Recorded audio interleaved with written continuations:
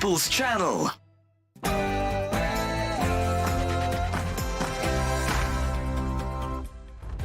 Good morning, I'm Ellie Costello alongside Ben Leo, and this is Saturday Morning Live. Very good morning to you. Hope you're doing well. Great to have your company this morning, and we've got an action-packed show for you today.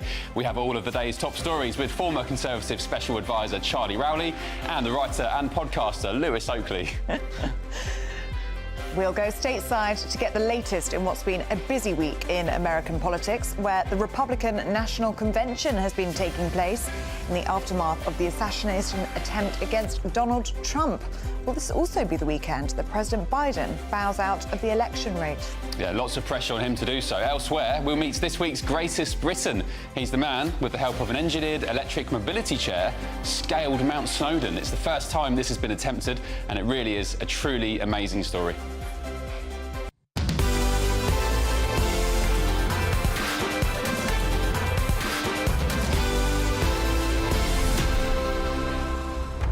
We love this story about trendy toad in the hole.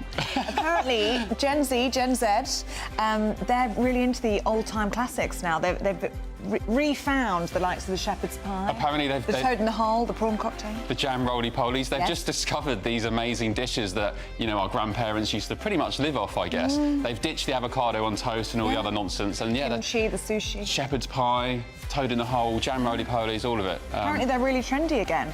I didn't realise they ever went out of fashion. I don't think I've ever stopped eating them. No. Have you? No. My wife batch cooks shepherd's pie. Yeah, I love it. Especially in the winter, nice winter warmer. Oh, they are a winter warmer. And this is what I was saying to you earlier, they are really good meals. They're healthy. You know, they're simple, usually very nutritious, very healthy. So do get in touch. Did you ever stop? Are those the sorts of foods that you still enjoy? Do let us know. gbnews.com/you'll-say. But before we get into the toad in the hole here, Tamsin Roberts has all your news headlines. Stop.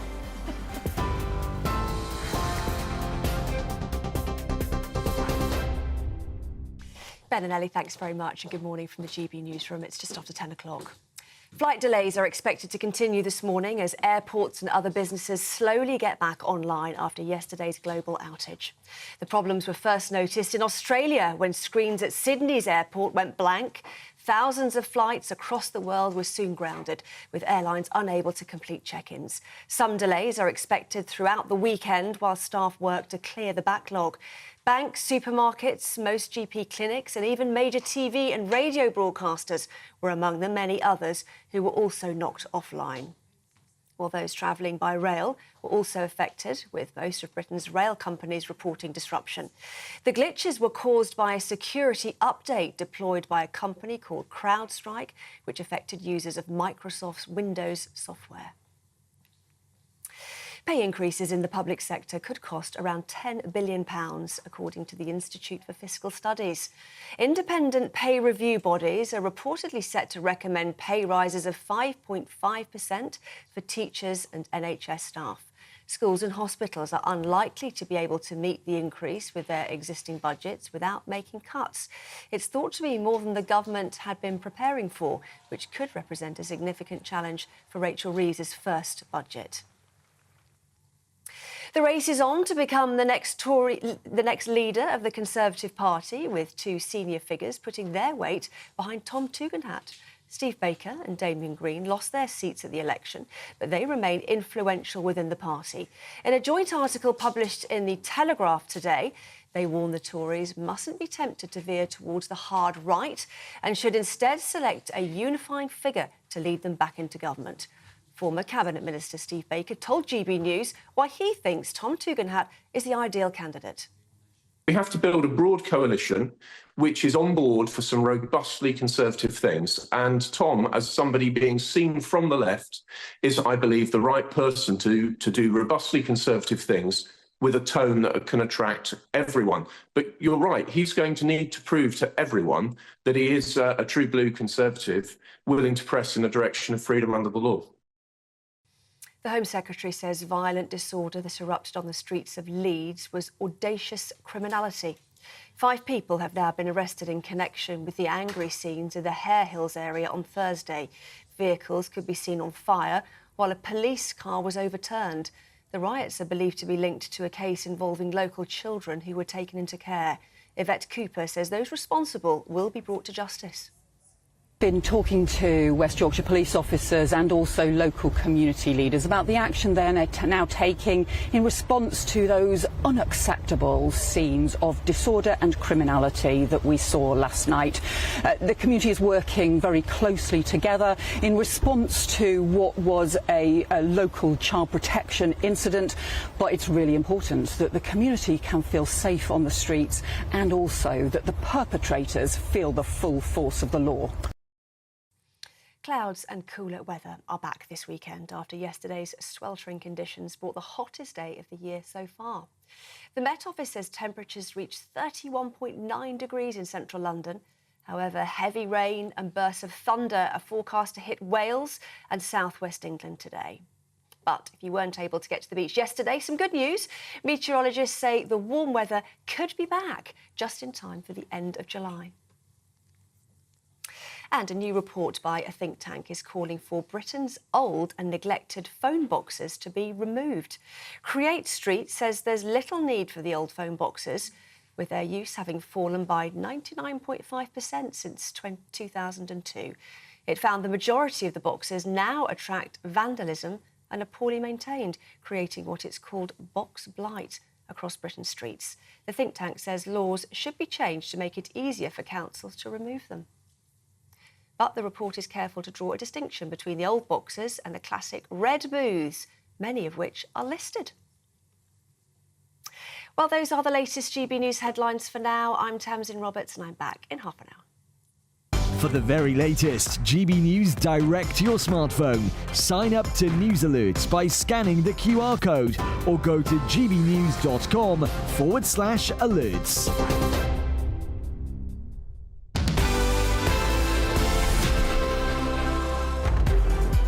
Thank you, Tamsin, and welcome to Saturday Morning Live. The time is 6 minutes past 10, and experts have struggled through the night to solve the global tech outage issue that sparked chaos worldwide.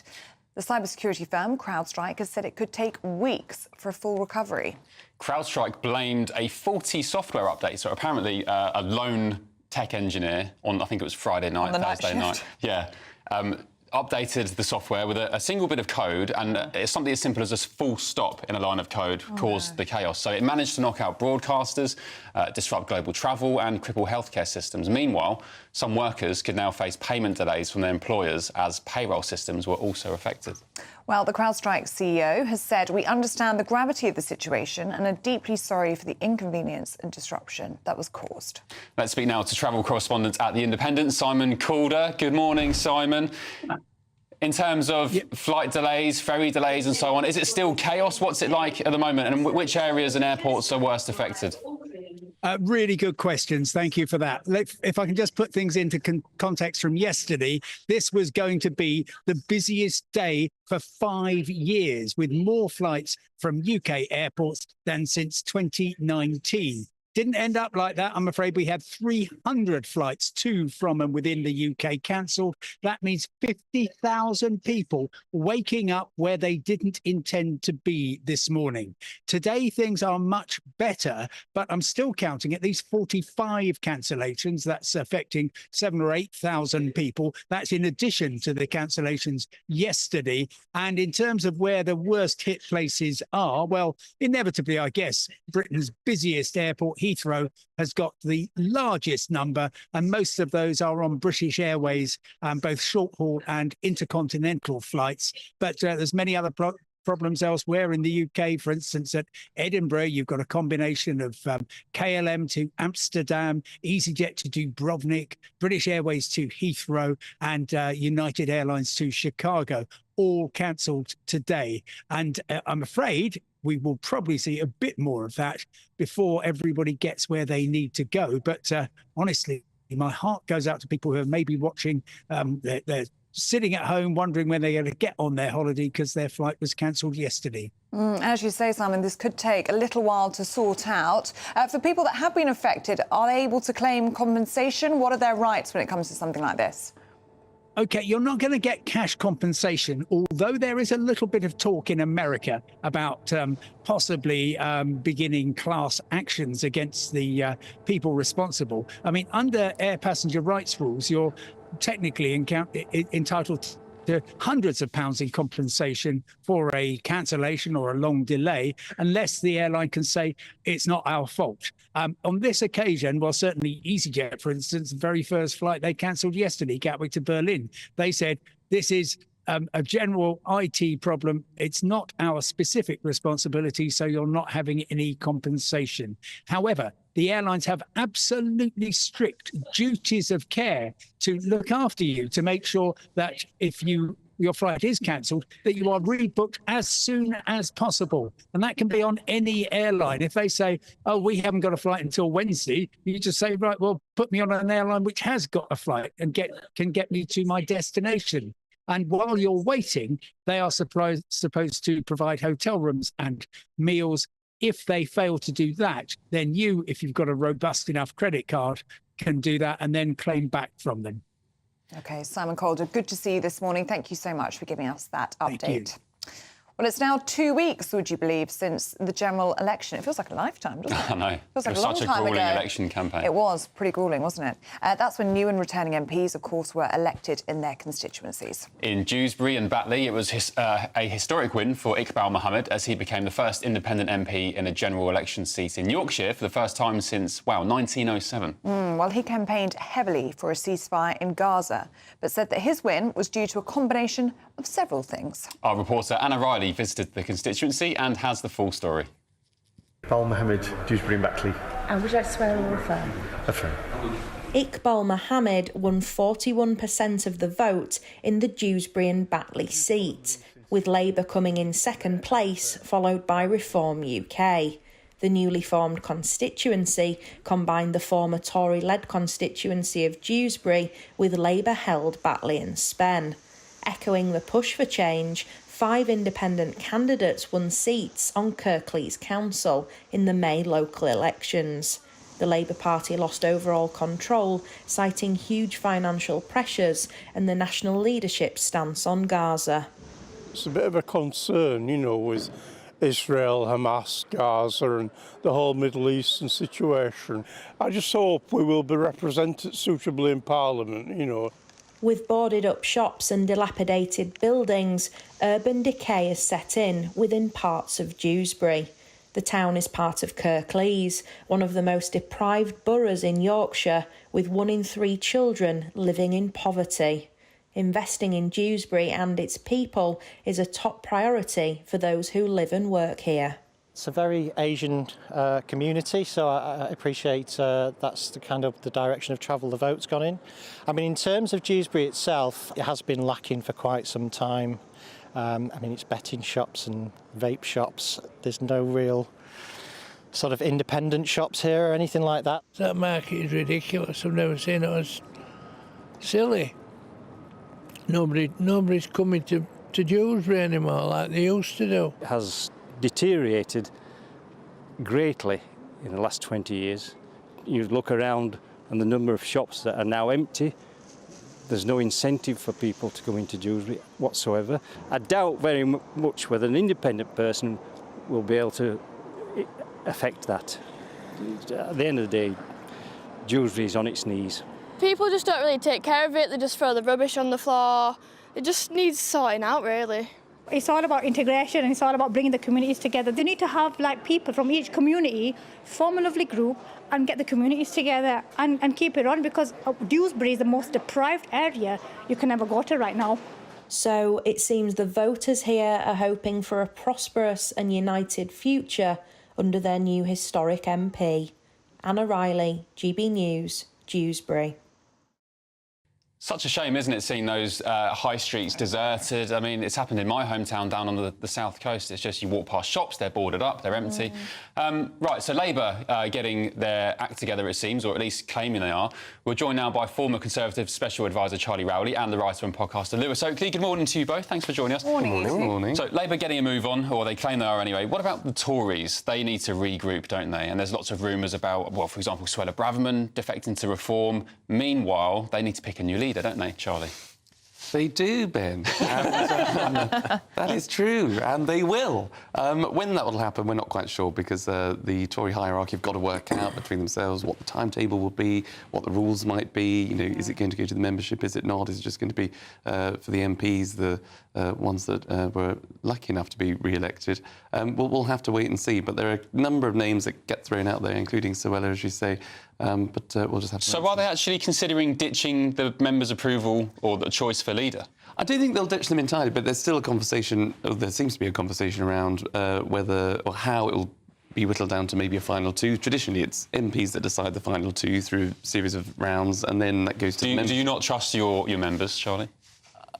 Of course I do. I think our membership is. Well, you did have some Tory grandees suggesting that they would scrap the membership choice completely because they elected Liz Truss against their wishes, I guess. Rishi Sunak was drafted in. Yes, yeah. Well, look, there's been a series of conversations and ways in which you can elect the leader. I mean, when you're electing when you're in office, when you're in government, and then you're electing a new leader who automatically becomes the Prime Minister, there's always been a conversation around whether that should just be for the MPs in Parliament, because that's how you get business done. But I think if you're electing the leader of the opposition, it's you've got to involve the members, you've got to have their say. That's what keeps the party ticking. And look, it shouldn't take too long. I know lots of people want it to go on until October, maybe the party conference season, but I think we've got to get somebody in short shrift to stop Labour getting ahead of themselves when they seem to be having quite a nice time at the moment. Well, that's really interesting, Lewis, because there does seem to be two schools of thought at the moment, doesn't there, in terms of the timetable of all of this. There are some MPs who are saying you can't allow Labour to go unchecked. We need Labour by next week. We need a new leader by next week.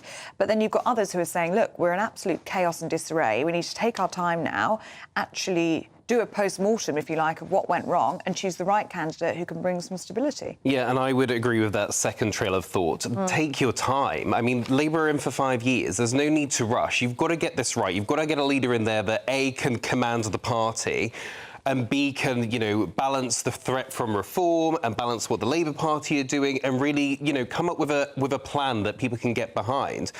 People, and I think quite rightly say, Labour didn't win the election, the Tories lost it. So it's on you to get a leader in there that can actually lead and command respect and put people in their place and say, no, we're going with this and this is why. So I think they should take their time in doing that. No, there is no point rushing. You've got 5 years of Labour government anyway. Take your time. Did you see that clip doing the rounds last night of Kemi Badenoch giving a long speech in Parliament to Angela Rayner, saying that, she's been there before, it's all very well being in the opposition and cheering from the sidelines, but now you're in government, you're going to have a really tough time. Did you see that, Charlie? I didn't, but I think okay. we got book smart on my Twitter. Well, lots of people saying that Kemi really showed her leadership credentials there. Well, look, there'll be lots of people doing lots of events now and trying to sort of, command authority and give us sort of steer a direction of what they think the party. And Rishi should help with that, I think. Rishi should be, in Prime Minister's questions, giving every one of the contenders a chance. Stand at the dispatch box, go for it. Let's see what you're made of. So I think they probably need as many opportunities as possible to show what they're made of, so people know what they're going to be voting for. Before we move on, I need a name from both of you. We're going to put our money behind somebody who should be the next Tory party leader. Charlie?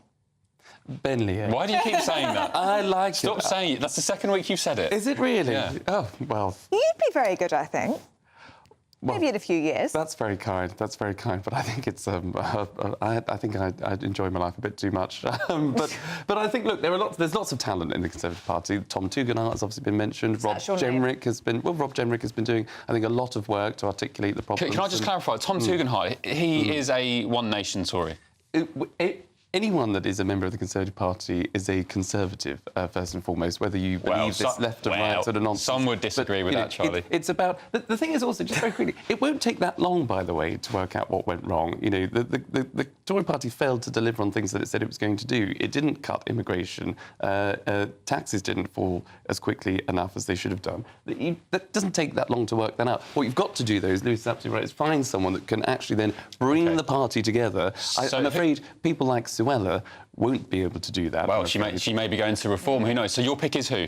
Tom. 2.5. I would say Tom. I would say Rob Jemrick. Stop being a politician. James Cleverly is named. One name, as you Charlie. said, Come on. there are too many talented members of Parliament to mention. He's going to give a politician's answer, Lewis. I don't actually want any of them, but I've got a feeling it's going to be Kemi. I've just got a feeling it's going to be Kemi. Okay. Because of the reform element. OK, thank you very much, you two. Let's have a look at this story, shall we? This is Boris Johnson saying Trump can end the war in Ukraine.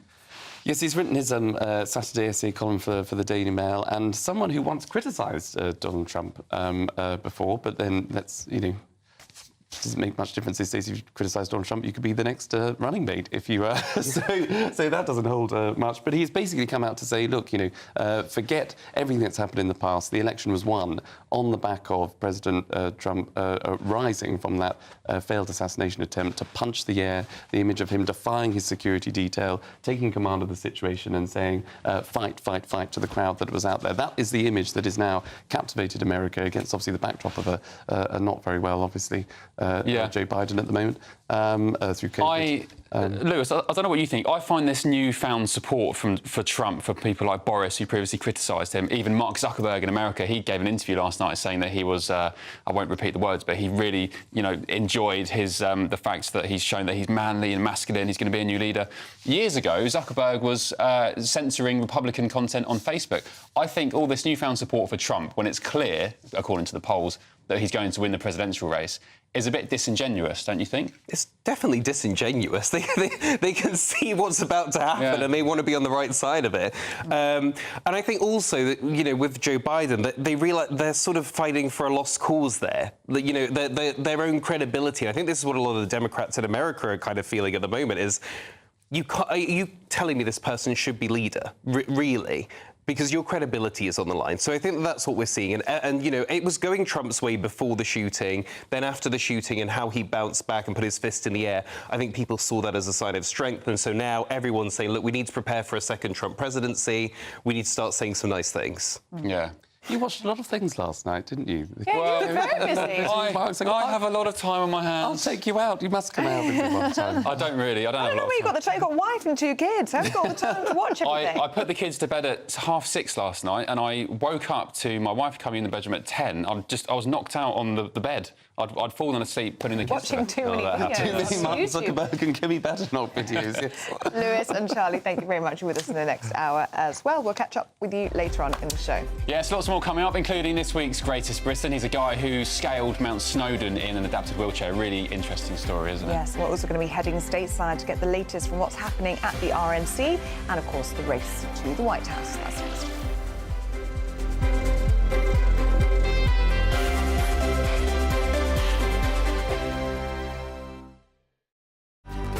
Good afternoon, Britain. Your lunchtime update on the stories that matter across the UK.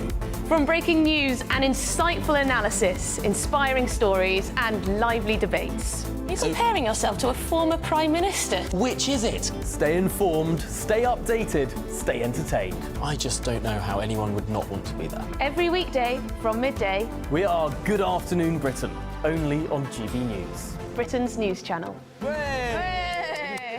Hi there, I'm Michelle Dewberry and I'm going to take a second to tell you all about my show, Dubes & Co. We start off with the issues of the day. We then bring in both sides of the argument. We get rid of the disrespect. And then you throw me into the mix. And trust me, I'll tell it exactly how it is. And then, of course, the magic ingredient, you at home. We mix it all together and what have we got, in my opinion, the best debate show in town. Monday to Friday, 6 till 7 on GB News, Britain's news channel. GB News Breakfast, every day from 6 a.m. A new report suggests that Prince Harry is lonely in California and he's considering returning to Britain despite a seismic falling out with his father and his brother. But the question we're asking this morning is whether Meghan would come with her Prince Charming or whether Harry would perhaps be more welcome here if he came solo. Like Kinsey, we'll go to Kinsey Schofield live now in LA. Kinsey, we've got lots of time to talk about this and speculate this. We've got about 6 minutes or so to talk. But what's behind all of this? Where are these thoughts coming from? They're coming from royal author Hugo Vickers, and I don't know if you're familiar with Mr. Vickers, but he's written over 30 books about the British royal family. And he told The Sun that Prince Harry will ultimately return to the UK with his tail between his legs. He described the Duke of Sussex as angry and says Harry is genuinely petrified of losing his wife, Meghan Markle. When asked his predictions for where Harry and Meghan will be in the next 20 years, Vickers told The Sun, "I think he'll come home," explaining, "I think Harry will come home, and if he comes home, we must be very nice to him because he won't particularly want to. He's quite angry," suggesting that he would be coming home solo. Vickers also said that Prince Harry looks slightly petrified of Meghan Markle and that King Charles has left the door wide open for Harry's return if and when he does decide to come back. I can only imagine the culture shock that Prince Harry has faced arriving there. This is a kid that has grown up in castles. GB News, the People's Channel.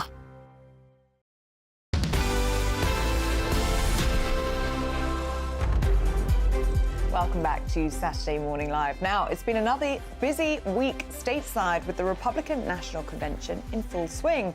Former President Donald Trump made a speech accepting the party's nomination to run as their candidate in November's presidential election. He's also been reflecting on the assassination attempt last week that he faced in Pennsylvania. It comes as pressure builds on Joe Biden to drop out of the race, but as recently as last night, he insists he will stay and fight, and that's despite over 30 Democrats, including, quite crucially, Barack Obama and Nancy Pelosi, urging him to quit. Well, let's speak now to journalist and author Nelson Aspin for his view on this. Good to see you this morning, Nelson. And reports in the papers here in the UK this morning that Joe Biden is angry with Barack Obama for calling for him to step out of the presidential race. Thanks for having me, guys. And yes, you're right. The Biden family, completely, the whole family, Biden, his wife, his son, his closest allies, are definitely feeling a sense of betrayal from Barack Obama. Of course, Joe Biden was his number two for 8 years in the White House. And for him to be turning on him, and that's the perception, definitely feels like a betrayal. And Joe Biden seems to be remaining defiant. When we sat here talking last week at this time, it seemed impossible to believe that Biden would still be in the top job or even the nominee come November. We would never have believed that Trump would survive an assassination attempt. So it just goes to show you how much can change day by day, minute by minute. It's part Greek tragedy and part soap opera, guys. Yeah, Nelson, this American election cycle really is like a soap opera, isn't it? So many twists and turns and big stories. In terms of the Trump campaign, I guess it's good news for them that Biden, you know, there's all this infighting from the Democratic side. But actually, is there a bit of a wild card potentially from Joe Biden's replacement? Potentially Michelle Obama, for example?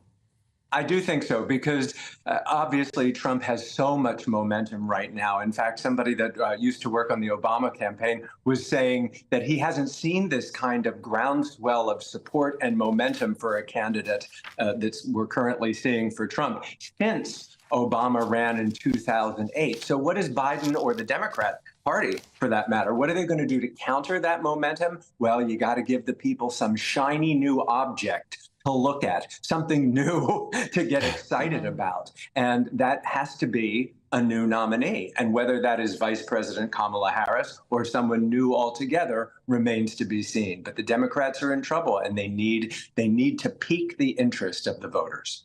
And Nelson, what are the options here in terms of getting a potential replacement for Joe Biden? Is that something, could he be forced out of the race? What are the options on the table?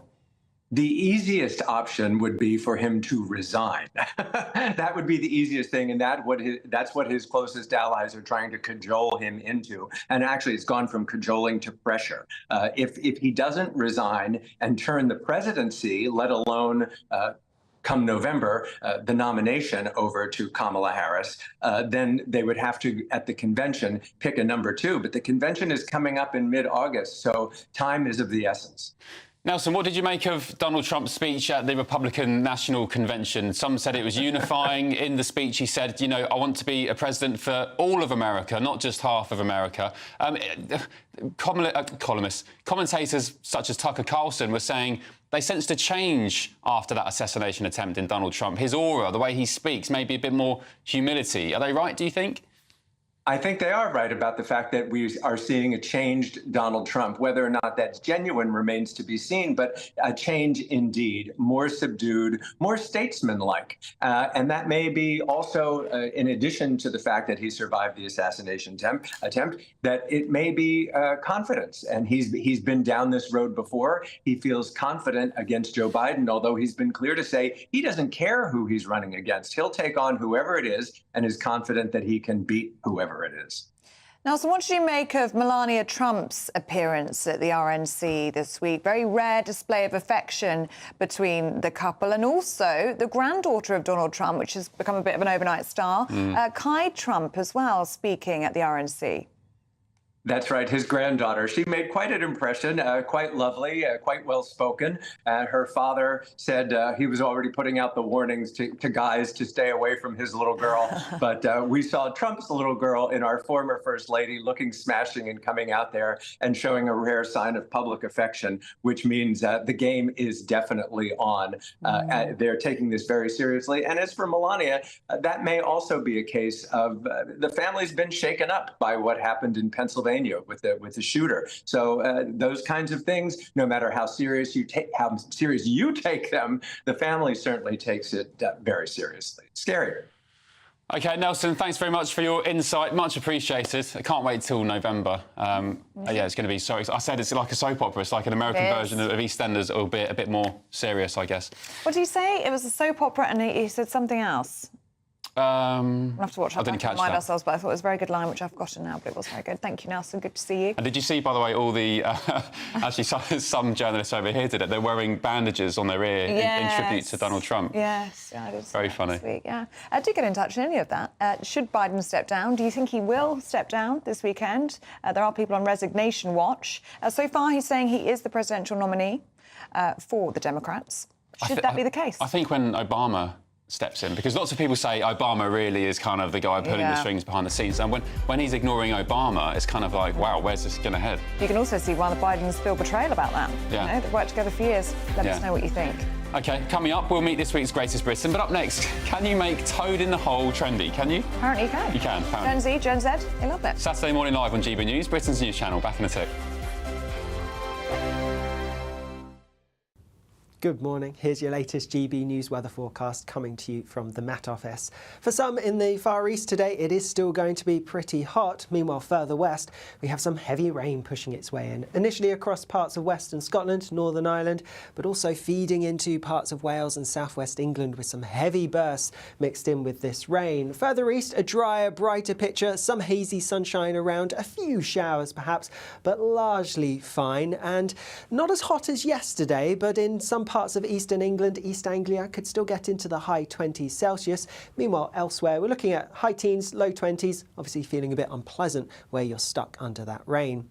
As we go through into this evening, and it's a bit of a west-east split across parts of Scotland, eastern parts clinging on to some fine weather to end the day, particularly over Aberdeenshire, but a wetter story further west, and that rain is pushing its way eastwards. The rain will have started to clear away from Northern Ireland, so perhaps something a bit brighter across western parts later on. Meanwhile, across much of England and Wales, we have that rain then feeding in from the west, so still some fine, perhaps sunny weather to end the day across eastern parts, but it is going to turn a bit cloudier and a bit wetter as we go through the end of the day. All that wet weather then is going to gradually make its way east-northeastwards as we go through the night, and there is the potential for some hefty thunderstorms to affect some parts of the southeast, but hopefully we avoid the worst of these. Otherwise, then there will be something a bit drier, clearer following in behind, and under any clear skies it will be a bit fresher than it has been through some recent nights, but still quite warm, quite sticky for some of us, especially in the southeast. Then once any early rain clears away tomorrow morning, it's actually looking like a largely decent day. Plenty of fine weather around, just a few showers dotted here or there, but most of us should see the sunshine breaking through at times, and whilst it is going to be markedly fresher than it has been recently, it should still feel pleasantly warm in any sunshine. Bye-bye. I'm Christopher Hope. From pop stars to politicians, I'll interview anybody in a pub who's got a political opinion. Join me every Friday on Spotify, Apple Podcasts, YouTube or gbnews.com, or wherever you get your podcasts. This is GB News, the People's Channel. In the GB Newsroom, we bring you the news as it happens. With our team of dedicated journalists across the UK, GB News brings you accurate reporting of the day's topical agenda. When the news breaks, wherever and whenever it's happening, we'll be there. This is GB News, the People's Channel, Britain's news channel. Sunday nights on GB News. From 6, Neil Oliver. At 7, it's Free Speech Nation with Andrew Doyle. At 9, Mark Dolan. And at 11, get set for the week ahead with headliners. Tomorrow's papers tonight. GB News, the People's Channel, Britain's news channel.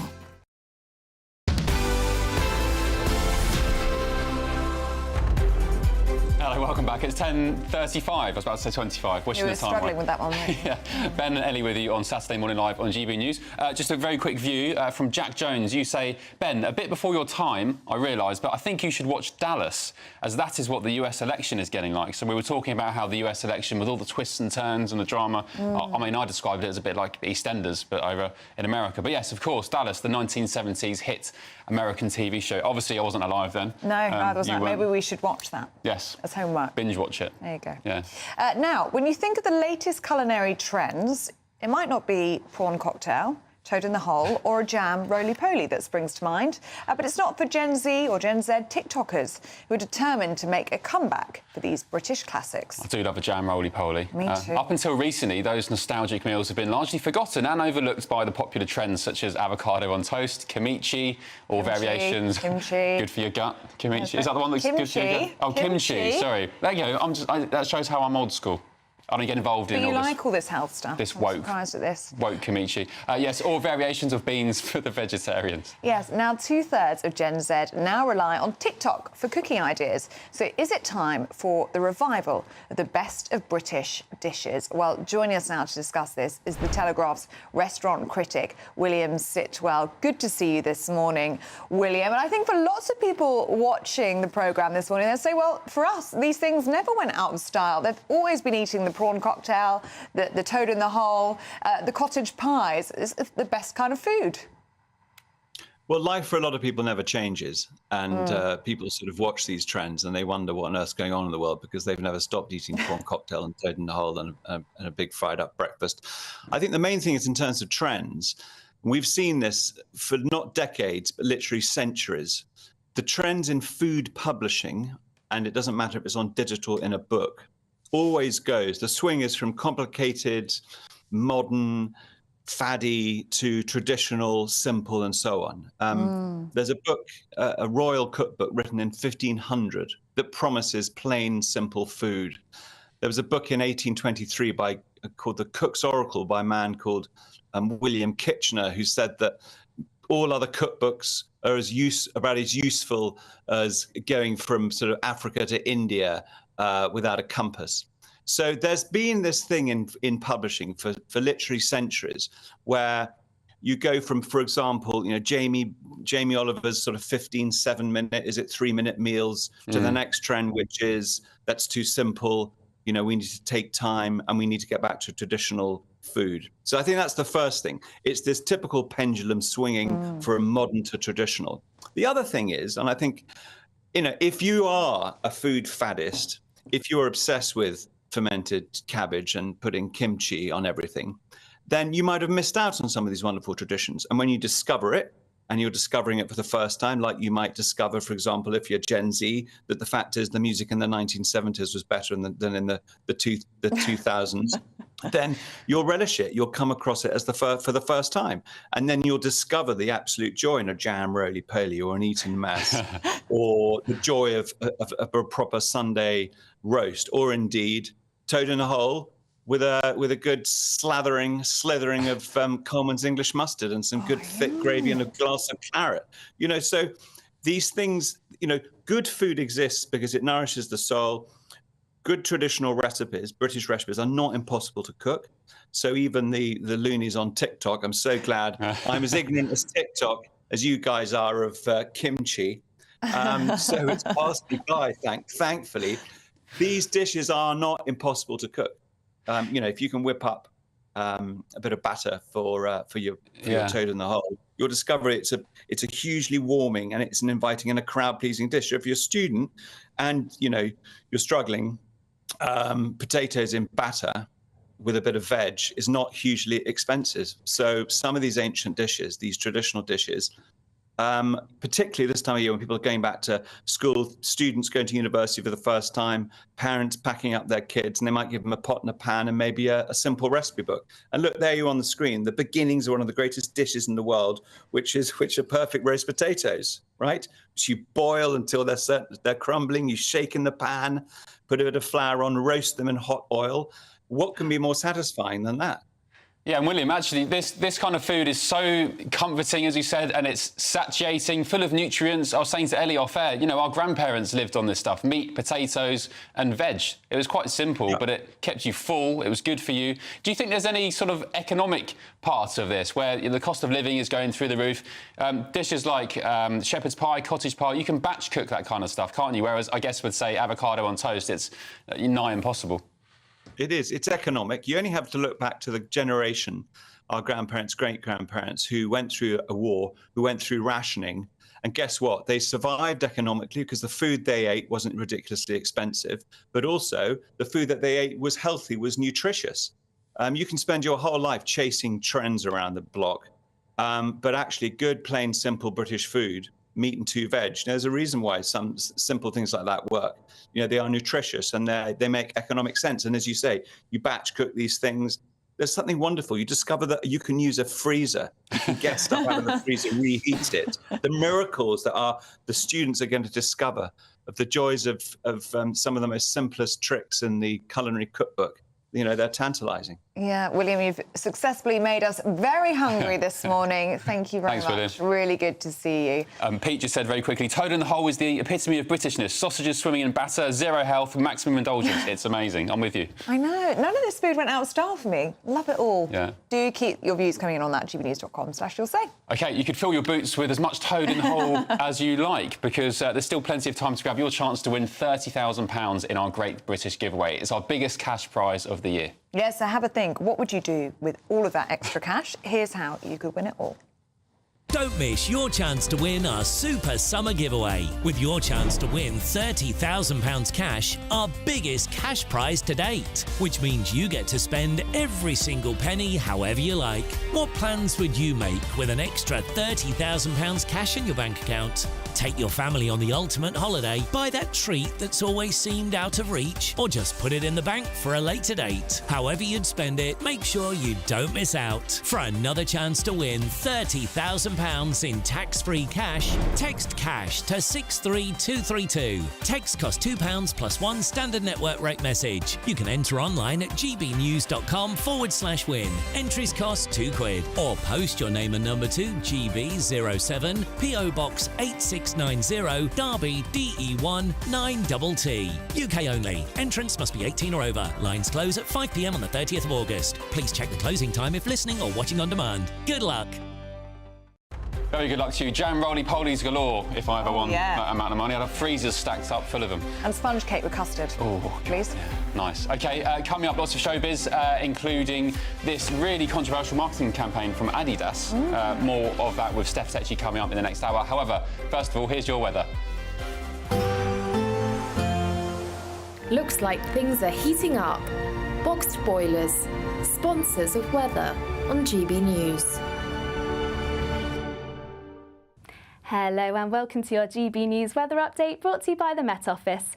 Well, after a taste of summer to end the week, it is gradually going to be turning more unsettled from the west. And the reason for this is we have a waving frontal feature draped across the western parts of the UK, which is gradually moving its way eastwards, bringing in some outbreaks of rain. And through the course of the day, this is gradually going to move its way eastwards with some quite heavy downpours at times across Wales and parts of the southwest. But the further east you are, that's where the best of the weather's going to be. Some hazy sunny spells, though we might just start to see some heavy showers break out across East Anglia, and these may be a little bit thundery. Generally a cooler day on offer, but still feeling pleasant where you catch the sunshine. Still quite hot across parts of East Anglia. And then through the course of the evening, we'll continue to see this rain push its way eastward, still with some heavy downpours across parts of Devon, Cornwall and Wales. So do take care if you are travelling. That rain gradually clearing Northern Ireland and pushing into parts of Lancashire and Cumbria, and quite a damp evening on offer across most of Scotland, away from the very far east, where it may just be a little bit drier, but this will be fairly brief before that rain continues to move its way eastwards through the evening. Now eventually that rain will ease as it pushes its way into the northeast. Still could see some heavy downpours on this as it does so, but generally turning largely dry overnight, but it's a fair amount of cloud around with some drips and drabs of rain and drizzle. It is going to be turning clearer though across Northern Ireland and parts of Scotland, just with a few showers feeding in, and that's where it's going to be feeling cooler, but elsewhere it is going to be another quite sultry night on offer. Now through into Sunday, it will be quite a cloudy start, still with some drips and drabs of rain and drizzle, but generally brightening up through the course of the day. Plenty of sunshine on offer still, but some rain feeding into Northern Ireland, so quite a damp afternoon on offer. And still warm where you catch the sunshine, though a little bit cooler than of late. Bye for now. That warm feeling inside from Boxed Boilers, sponsors of weather on GB News.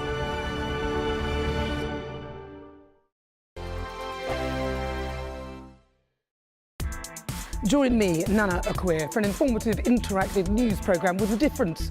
It's fun. It's true. You're not wrong. No one will be cancelled. Lovely. Join me from 3 p.m. every weekend, only on GB News, Britain's news channel. This is GB News, Britain's news channel. In World War I, 309 men from Britain and the Commonwealth never came home because they'd been shot at dawn. The majority were killed for desertion, cowardice and sleeping at post. Appearing at their court-martials and told they'd brought shame on their country, these men had no opportunity to defend themselves and were executed by a firing squad. The National Memorial Arboretum launched a fundraising campaign to restore the memorial, which has stood for more than 20 years. Thank you to your viewers for their support for the fundraising campaign, and thanks to the generosity of so many people, we've been able to replace all 309 of the posts that represent those young men that were shot in the First World War. Restoration of this really precious memorial. The centrepiece of the memorial is the young soldier, blindfolded and facing his execution. In September 1916, Private Harry Farr was ordered to the front. Already suffering from shell shock, he was overwhelmed and refused his orders.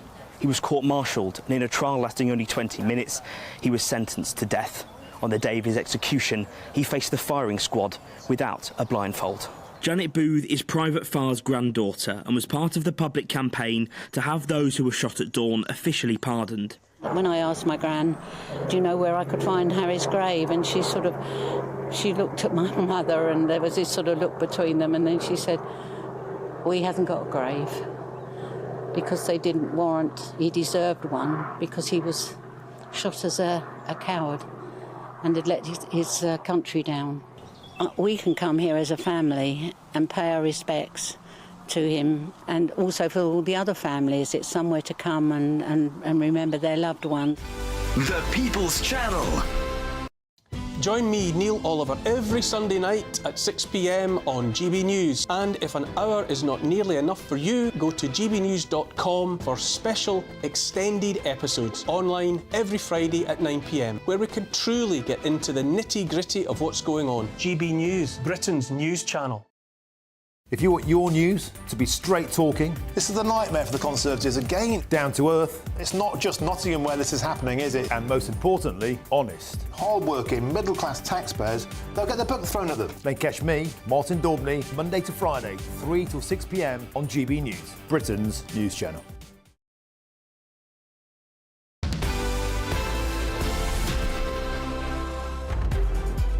Hello, welcome back. It's 10:48. Ben and Ellie with you on Saturday Morning Live. Now it's time for my favourite part of the show, where we celebrate amazing people who do amazing things in this week's Greatest Britain.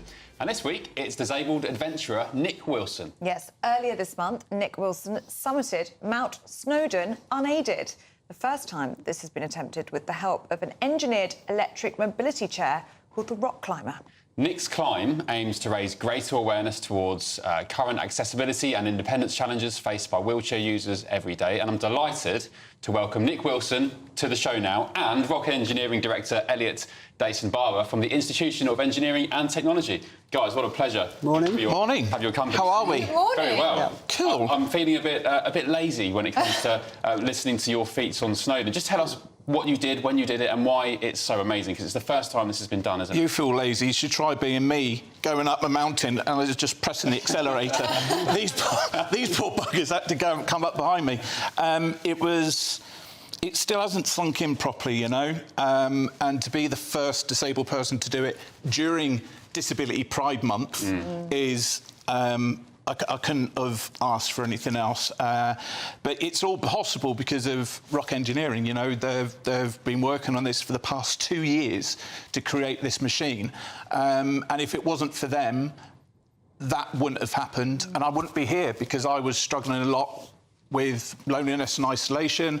I was very suicidal, and they literally saved my life with this project. Oh, and Elliot, you're one of the designers of this, aren't you? Yeah. Tell us what's so important about this electric mobility chair. What makes it so different? I think really, well, the whole thing came around by accident. You know, meeting Nick, and he kind of highlighted some issues to us in terms of his accessibility, and he you know, he lives in Toaster near where we're based, and he came down the high street and sort of said, I can't even get into the shops in the high street. And it was actually spending time with him, and we made a few other little bits and pieces for him, just trying to help him out, where we realised actually there's a real issue here, and it's not a case of it can't be done. It just hasn't been done. Nobody's actually spent the time, we think, and spent the time just understanding what the problem is and trying to solve it. So, you know, it wasn't just me. There's 6 of us. We're a little company, but we thought, yeah, we'd love to take on that challenge and just highlight those issues for him. So, Nick, you just mentioned that the kind of place you were in before doing this, you were lonely, suicidal. Yeah. What was it like when you finally managed to scale Snowdon? Because I've done it on foot, and just being for anyone, being in nature and fresh air is so... You know, it's liberating, isn't it? What was it like? It is. I mean, the one word that I think I've used throughout this is freeing. It is when you're so reliant on drop curves, you know.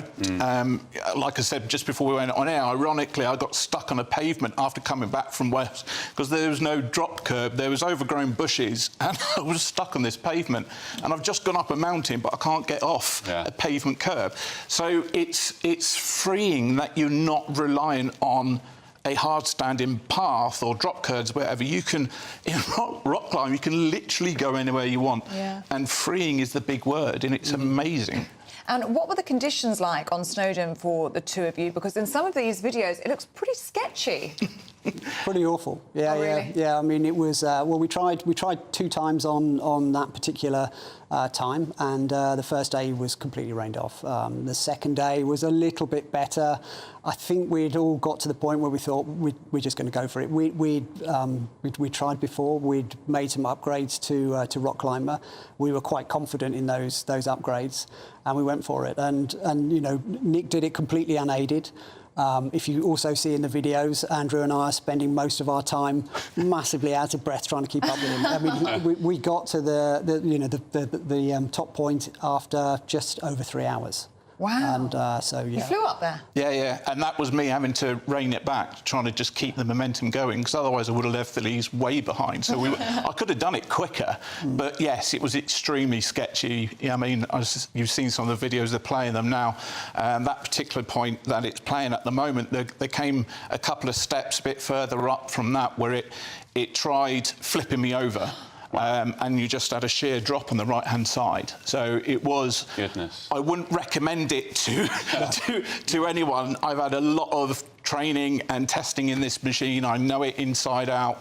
But, yeah, it was. And that was the point where I actually said to Elliot, we looked at each other and went, this is risk of life thing. That was dangerous. Yeah. Is there any plans to kind of build more rock climbers for other people, or extend it? Yeah, I mean, we'd love to. I think it's an investment thing. Obviously, I think we've got some great support from people like the IT, as you mentioned at the beginning, and but we have some plans. I mean, we're needing to bring costs down. We're needing to make it more accessible for people, and it's all about inclusive design. It's, rock climbers are a big machine.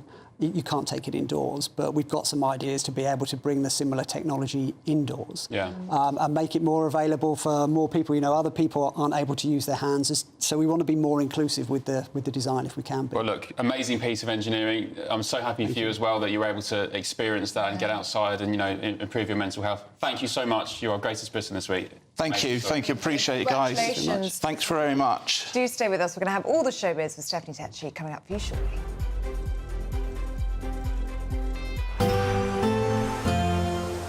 Looks like things are heating up. Boxed boilers, sponsors of weather on GB News. Hello and welcome to your GB News weather update, brought to you by the Met Office. Well, after a taste of summer to end the week, it is gradually going to be turning more unsettled from the west. And the reason for this is we have a waving frontal feature draped across the western parts of the UK, which is gradually moving its way eastwards, bringing in some outbreaks of rain. And through the course of the day, this is gradually going to move its way eastwards, with some quite heavy downpours at times across Wales and parts of the southwest. But the further east you are, that's where the best of the weather's going to be. Some hazy sunny spells, though we might just start to see some heavy showers break out across East Anglia, and these may be a little bit thundery. Generally a cooler day on offer, but still feeling pleasant where you catch the sunshine. Still quite hot across parts of East Anglia. And then through the course of the evening, we'll continue to see this rain push its way eastward, still with some heavy downpours across parts of Devon, Cornwall and Wales. So do take care if you are travelling. That rain gradually clearing Northern Ireland and pushing into parts of Lancashire and Cumbria. And quite a damp evening on offer across most of Scotland, away from the very far east, where it may just be a little bit drier, but this will be fairly brief before that rain continues to move its way eastwards through the evening. Now, eventually that rain will ease as it pushes its way into the northeast. Still could see some heavy downpours on this as it does so, but generally turning largely dry overnight, but it's a fair amount of cloud around with some drips and drabs of rain and drizzle. It is going to be turning clearer though across Northern Ireland and parts of Scotland, just with a few showers feeding in, and that's where it's going to be feeling cooler, but elsewhere it is going to be another quite sultry night on offer. Now through into Sunday, it will be quite a cloudy start, still with some drips and drabs of rain and drizzle, but generally brightening up through the course of the day. Plenty of sunshine on offer still, but some rain feeding into Northern Ireland, so quite a damp afternoon on offer. And still warm where you catch the sunshine, though a little bit cooler than of late. Bye for now. That warm feeling inside from Boxed Boilers, sponsors of weather on GB News.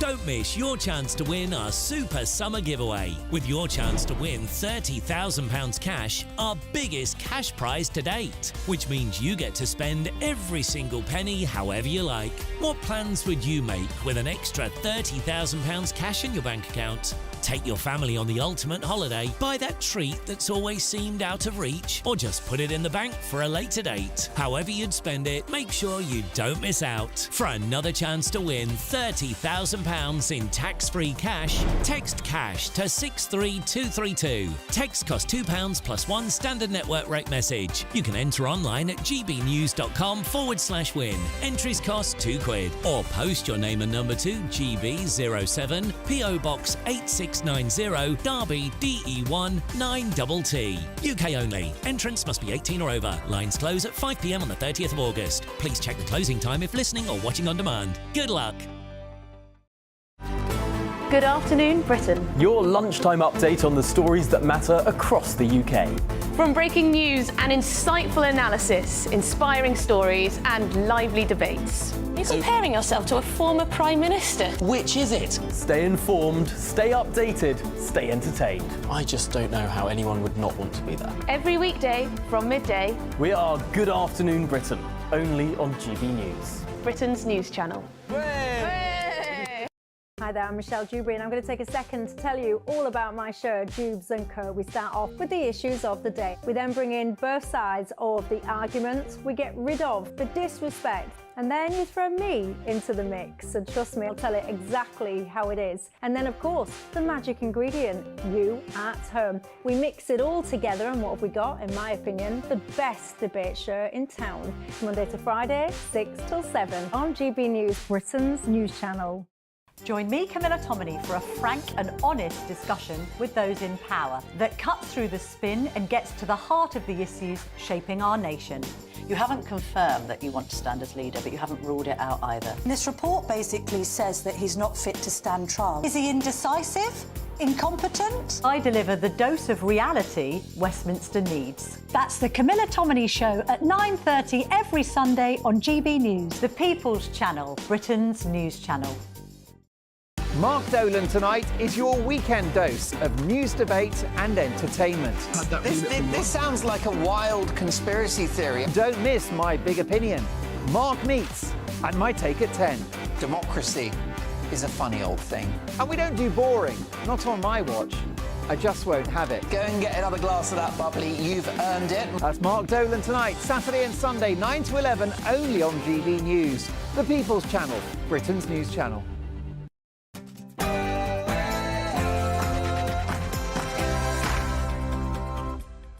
Good morning, I'm Ellie Costello alongside Ben Leo, and this is Saturday Morning Live. Very good morning to you. Hope you're well. Great to have your company this morning, and we have an action-packed show for you coming up. All of the day's top stories with former Conservative Special Advisor Charlie Rowley and the writer and podcaster Lewis Oakley. The Strictly scandal has been rumbling on for weeks now, with reports that professional dancers have been mistreating the show's stars, including kicking and alleged spitting incidents. We'll be joined by former contestant John Sargent to get his experience. And as we approach the start of the 2024 Paris Olympics, we'll be joined by British Olympian Chris Akabusi to hear all about his incredible career.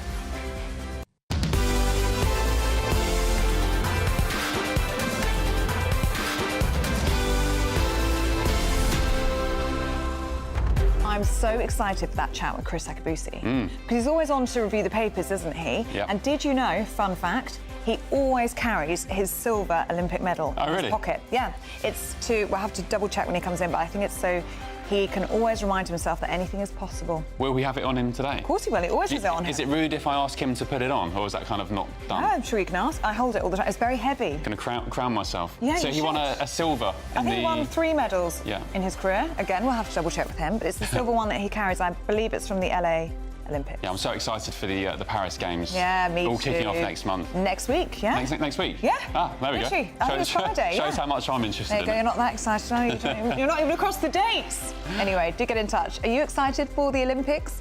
Do let us know, gbnews.com/you'll say. Before we do anything else, Tamsin Roberts has all your news headlines.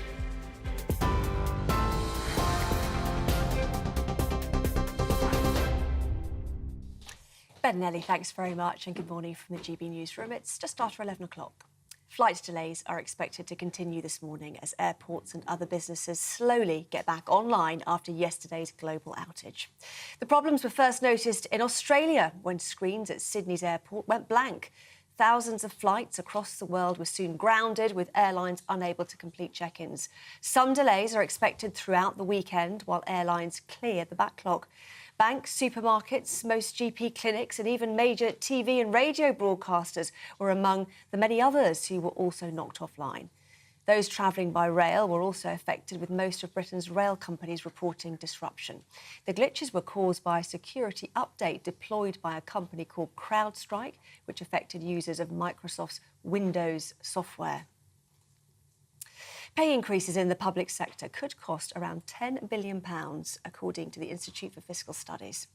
Independent review bodies are reportedly set to recommend pay rises of 5.5% for teachers and NHS staff. But schools and hospitals are unlikely to be able to meet the increase without making cuts.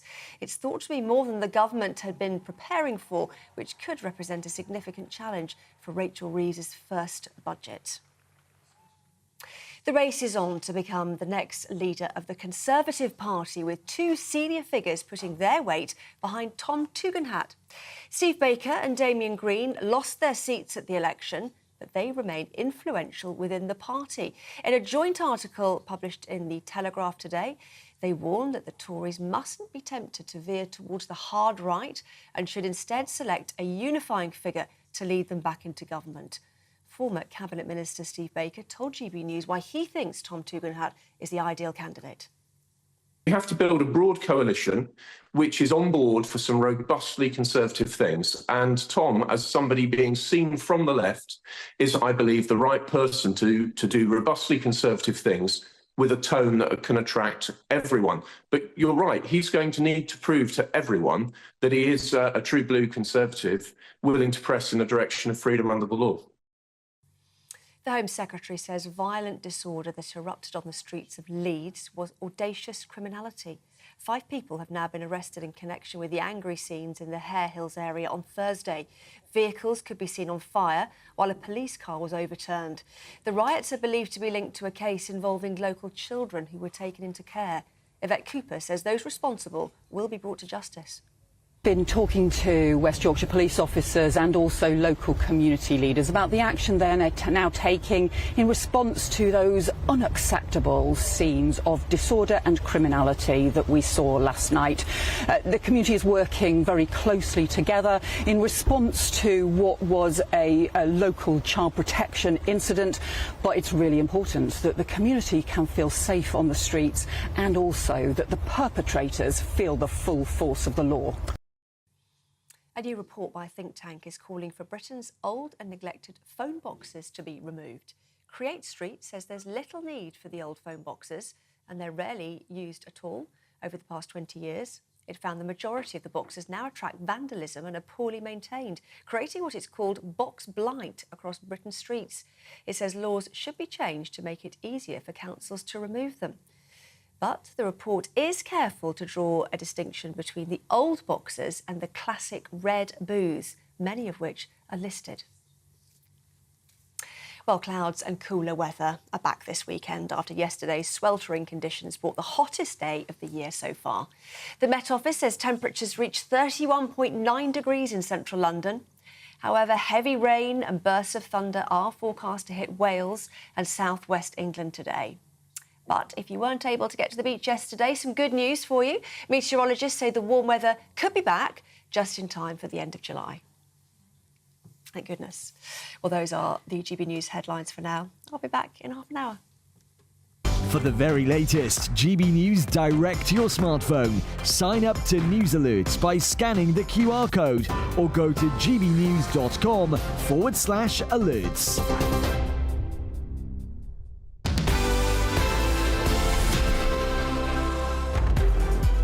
Very good morning to you. Hope you're well. It's 11:06 and you're with Ben and Ellie on Saturday Morning Live. We were talking in the previous hour about the resurgence of sort of the traditional British dishes, toad in the hole, sticky toffee pudding, jam roly-poly, and all so the on. good stuff, basically. Apparently Gen Zers have only just discovered these things, but who knows what they've been up to.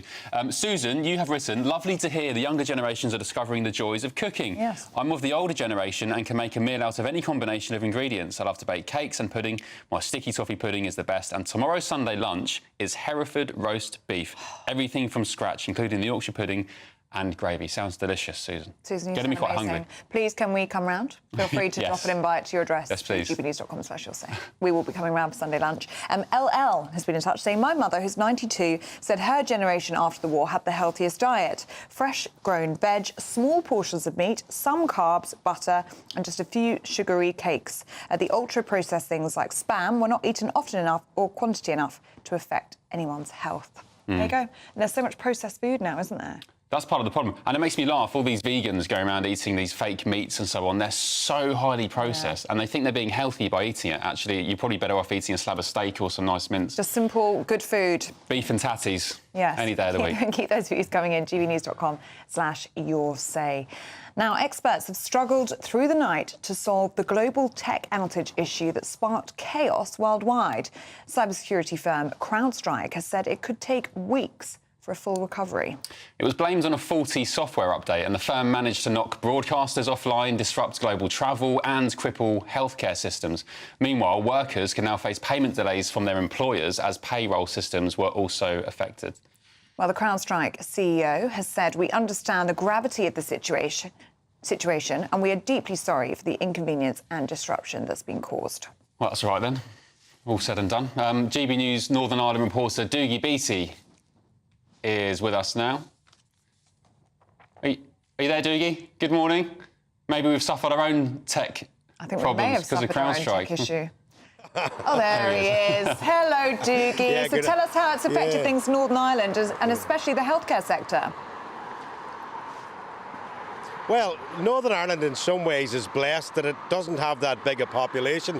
And in fact, we only have 3 airports here, 2 regional airports, City of Derry and George Best Airport that I'm standing overlooking now. And of course, Aldergrove, which is the international airport. And all 3 of those yesterday weren't that badly affected because they managed to get up and running again by about midday. The real problem comes with the delayed flights is flights that are somewhere else meant to be coming here. So coming in from Mallorca or loads of those holiday makers. And of course, our main holidays started on the end of June here, same as the Scottish holidays. So it wasn't that busy of a day when this actually occurred. But you're right, our main problem will be in the health service because that is an IT system that is a massive system. It has really affected bookings, it's affected digital imaging, and mostly GPs getting prescriptions, etc. And in fact, yesterday I was in a chemist myself yesterday morning, and you couldn't take card, they could only take cash. So that obviously is a problem there because their stock will, of course, every time you buy something out of the shop, it's registered not only that you've bought it, but the stock is now going out of the system. So that will take a while or two getting that back to normal. But I did spend last night trying to speak to some of the commercial manufacturers in Northern Ireland. Now, they would be linked to much bigger systems across the UK, especially into the supply chain.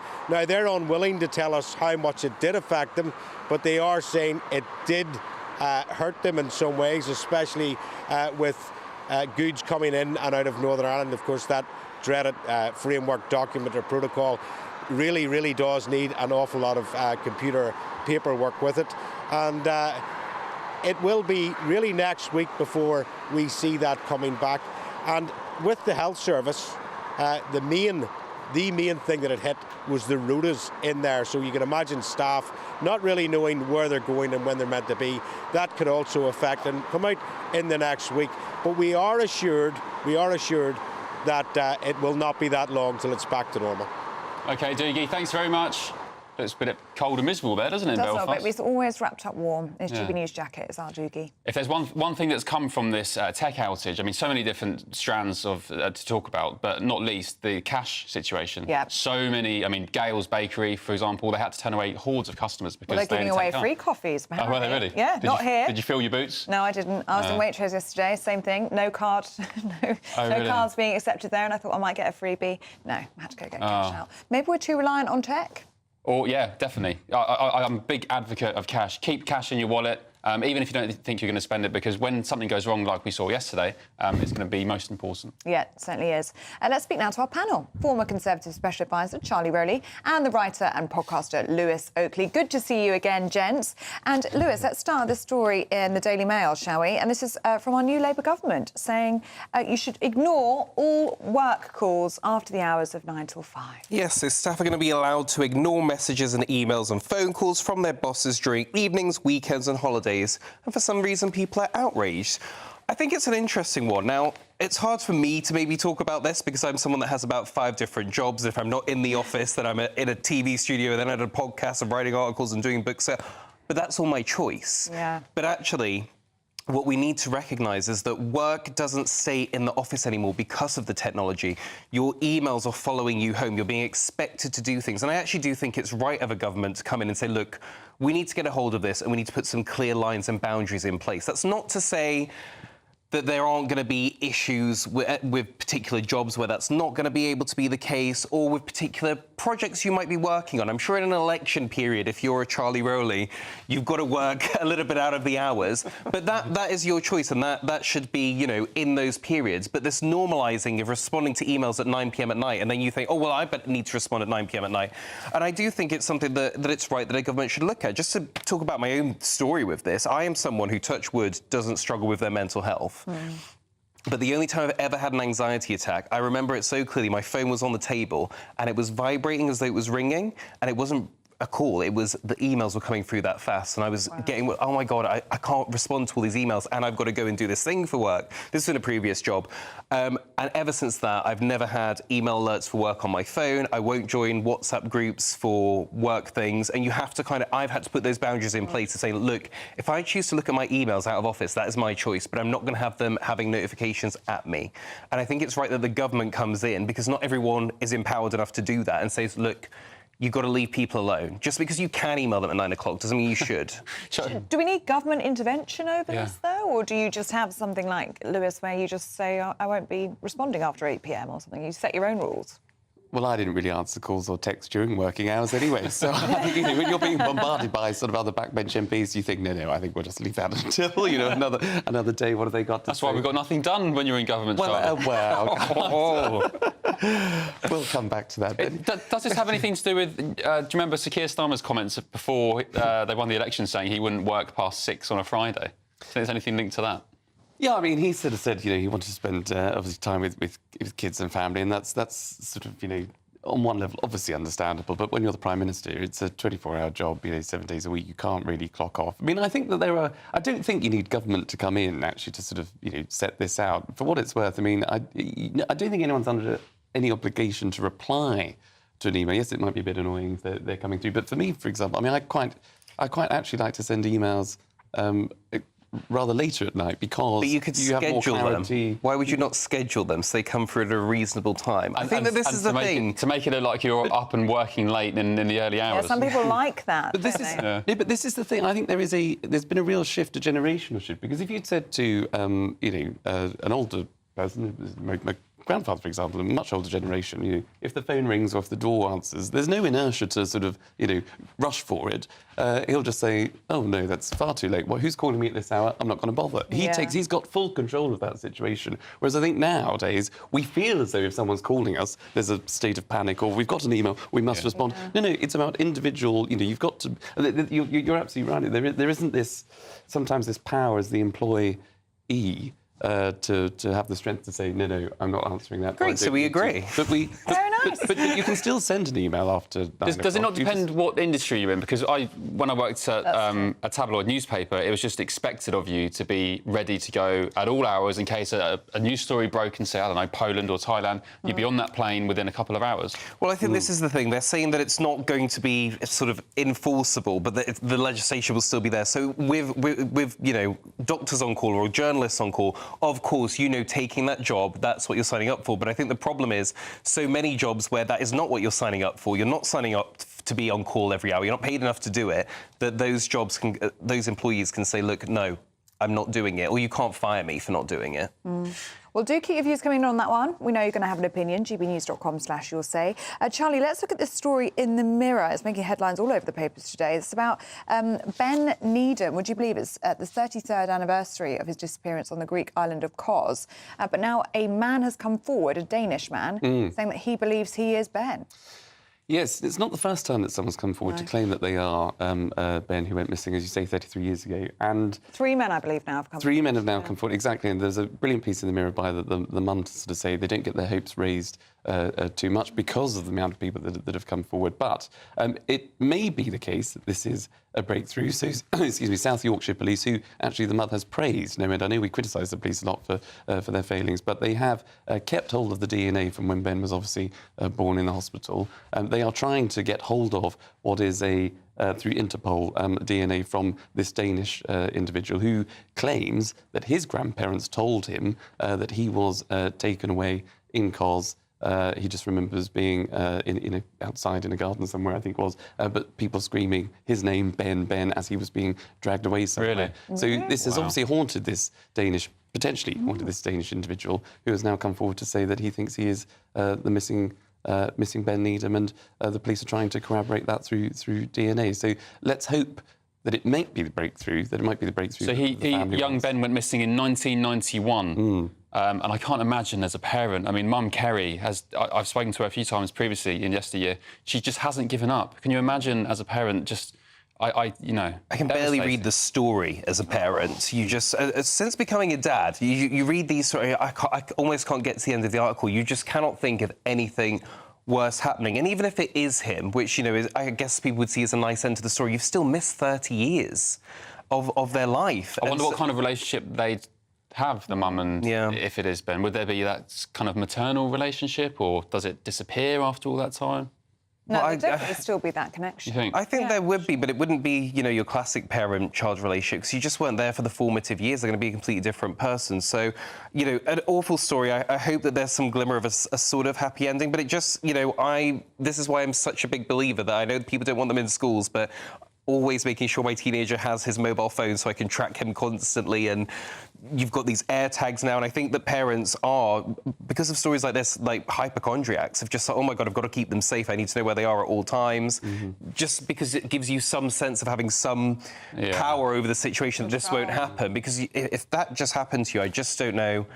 That was me a few weeks back, looking at air tags and GPS tags for school bags and things. I went down a bit of a rabbit hole. I didn't pull the trigger in the end. Oh, I'm all for that. Yeah. You have to. Right, one last quick one. Yesterday was apparently the hottest day of the year. And Ellie, you had fun on the roof of GBNews Towers, didn't you? I did. It was glorious up there. Basking in the sunshine. There was not a cloud in the sky. Today, though, a bit more miserable. Is that it then? That's the end then. That's which I think is very... That feels about right, though, for us Brits, right? We moan about it's not hot, then suddenly it gets hot, and you think, oh, we're actually not built for this, it's too hot, we need to cool a day, and that's what we've got. So this feels about right. Yeah, one day, 24 hours. How did it feel for you, Charlie? You were in the park yesterday, having a rosé? I was, yes. How did you know that? Something I told you. Told me earlier. You there as well. Something I told you in confidence. Only the one, though. He was meant to be in the office. I was answering emails in the park on a after hours on a glorious day. No, it was beautiful, but you're right. It's that traditional British thing where we moan about the weather. It's either too cold or miserable, that we've not had the summer that we wanted, and now one day and it's just too hot. I mean, but let's hope we get a bit more better weather in the weeks. I think from next week perhaps, or latterly in the week, it's meant to get a little bit more hot. But yeah, it's funny, isn't it? We long for summer and heat, and then as soon as it comes, it's... I was so smug because I was like, oh, we've got fans in the loft, so I got the fan down, plugged it in. Up there? Because you're ready. All your fans. Well, anyway, and it was broken. Oh, no. God, no, I thought I was being clever. Let's manifest some more of that sunny weather. It was glorious up there on that roof. Yes. Thank you both. Speaking of fans, we're not over yet, Ben. We're about to go to the break. Yeah. Continue on. What have you got in store? Fans, because the weather was so nice yesterday, I have got friends coming up this afternoon from home who I said will go to the river. But the weather isn't as nice. But I think I'm now going to cook inside. I'm just going to say I won't be going to Gales or Waitrose like you both obviously go to. I'm a bit more man of the people myself. You're going to make a toad in the hole? I could do that. I won't, but I could. I'll take inspiration from Susan, who has any old leftovers in her fridge by the sound. Well, if you're making a sticky toffee or a spotted dick, let me know, because I'll be around. Well, will you? My door's always open. All right, on that bombshell, thank you both. Thank you. Oh, yes, and Susan said we're both welcome at the dinner table, by the way. Oh, thank you, Susan. She set 2 extra places for us. That's nice, If you live down south, I'll probably come, but if it's a bit of a mission, I'll probably... Oh, you won't travel to you. There you go, Susan. It's rude, isn't it? Charlie and Lewis, thank you very much. It's been fun. Still to come, we're excited for this. We're joined by Olympian Chris Akabusi ahead of the Paris Games. Excited now, but up next, we'll be speaking to former Strictly contestant, John Sargent. Yes, about his time on the show and get his thoughts about the abuse scandal that's plunging the BBC into crisis. This is Saturday Morning Live on GB News. Back in a tick.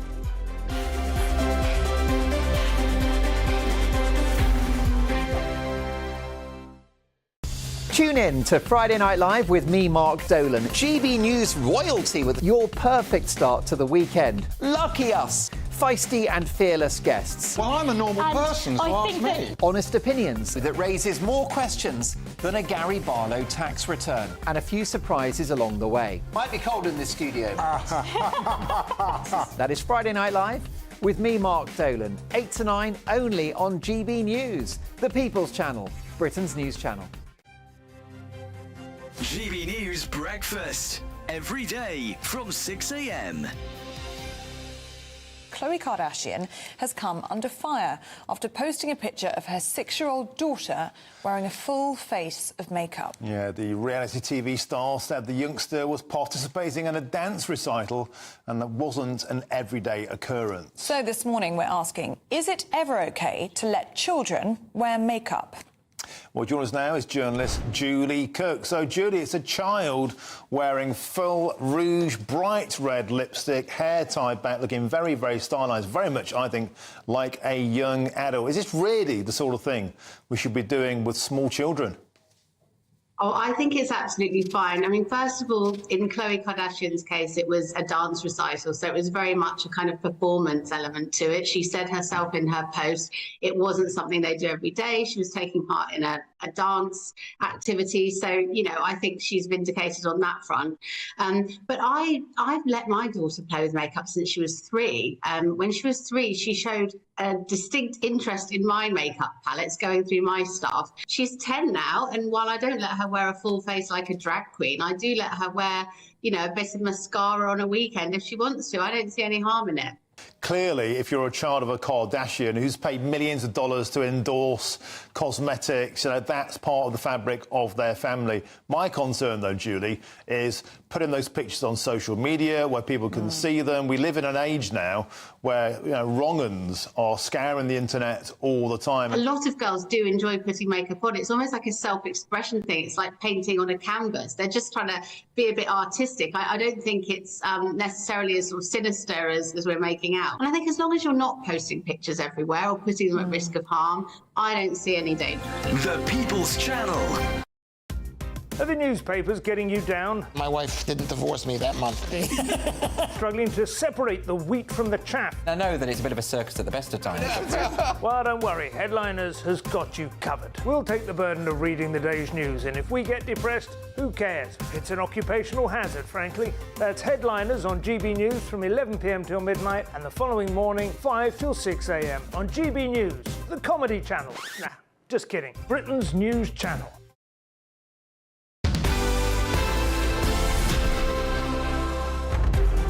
Welcome back to Saturday Morning Live. Susan's just been in touch again. I feel like we're just chatting with you, Susan, today. Ben and Ellie, I live in the Welsh countryside, so that's you out. That'll do. No, it's fine. Oh, Wales. you're all right with that, are you? It's only a few hours from London, isn't it? Oh, right. There you go, Susan. 2-3 hours. I'm there, It's up Susan. for that. There you go. And Let's so book am a I. date. Do keep your views coming in this morning on any of the stories that we are talking about. gbnews.com/yoursay. OK, right, now, the big story in the showbiz world, it's been rumbling on for a few weeks now, hasn't it? But the family of favourite BBC show Strictly Come Dancing has been engulfed in scandal in recent weeks, with reports that professional dancers have mistreated their celebrity partners. Yes, Giovanni Panisse was the first dancer to face such allegations, with actress Amanda Abbington saying her time on the show resulted in her having mild PTSD. Panisse strenuously denies all wrongdoing, but it also emerged this week that another professional dancer, Graziano De Prima, has been let go by the BBC after he admitted to kicking the TV star Zara McDermott in their rehearsals. So can the BBC's shining jewel of a show recover from this scandal? And also, what's it like to be part of the glitziest programme on TV? Well, one man to answer that question is former contestant and friend of the channel, John Sargent. Hello, John. Hello. John. What do you make of all this? Is it, you know, obviously kicking and spitting and so on has to be condemned, but is it much to do with that? No, it's like often happens, you know, in show business. It's tense, it's difficult. These things are not, oh, it's all lovely and we'll sit around and be glamorous. No, it's how are you going to work it out? How are you going to make sure that the people who are dancing have got to get on well together, but also they've got to learn all these steps, and it's a very rigorous pattern. And for the people involved, you suddenly realise when you start Strictly that your professional partner is, you know, she's got to do well, meaning you've got to do well. So that you suddenly think, wait a minute, there's two unlikely people brought together. How are you going to form a partnership And the nice thing about it is that they're so professional, these dancers. They've been at it for so long in their lives, from the age often of about 4 or 5. Christina Ricci, who I danced with, had started her career, I think, aged 4. Wow. So they know a great deal about forming these partnerships, but they certainly do involve kicking, and you've got to respect the other partner. You've got to do that, and Christina was wonderful. So what do you make then of all of the news stories in the past few weeks with these allegations of kicking and No, slitting? some people abuse the system, some people bully other people when they shouldn't, but it's a stupid thing to do because you've certainly got to present to the public a picture of two people who are enjoying dancing with each other. And the best way to do that is to enjoy dancing with the other person. We like dancing with each other. Yeah. The public could see that we enjoyed that, even though we were tremendous gap in ages. I was more than twice Christina's age. But, I mean, the point is people thought, oh, that's an odd couple. How many hours a day do you train? Yeah, take us through how many days? Well, we would train for a minimum of 3 hours a day. Gosh. And then I would say to Christina, what are you doing this afternoon? And she'd say, oh, I think I'll go to the gym. So for her, she was complete full-time athlete, and I was part-time, but I was doing other work. You see, all the celebrities, so-called, have got their normal jobs. So I was appearing on other programmes. I was hosting a comedy series on the Dave channel at the same time. I was giving talks. I was giving art-dinner speeches. So all these things are going on the same way, and that's hard. One question I had about this scandal was, surely the BBC producers who are there, you don't just train alone, do you? Sometimes there's cameras there. You're mic'd up the whole time. There are cameras when you're dancing. So surely they would have seen these incidents play out. Yes, I'm surprised about. Why has it only just come out now? Yeah. But I mean, obviously there are lots of times when it's just you and your partner. You're practicing, and you're practicing all the time.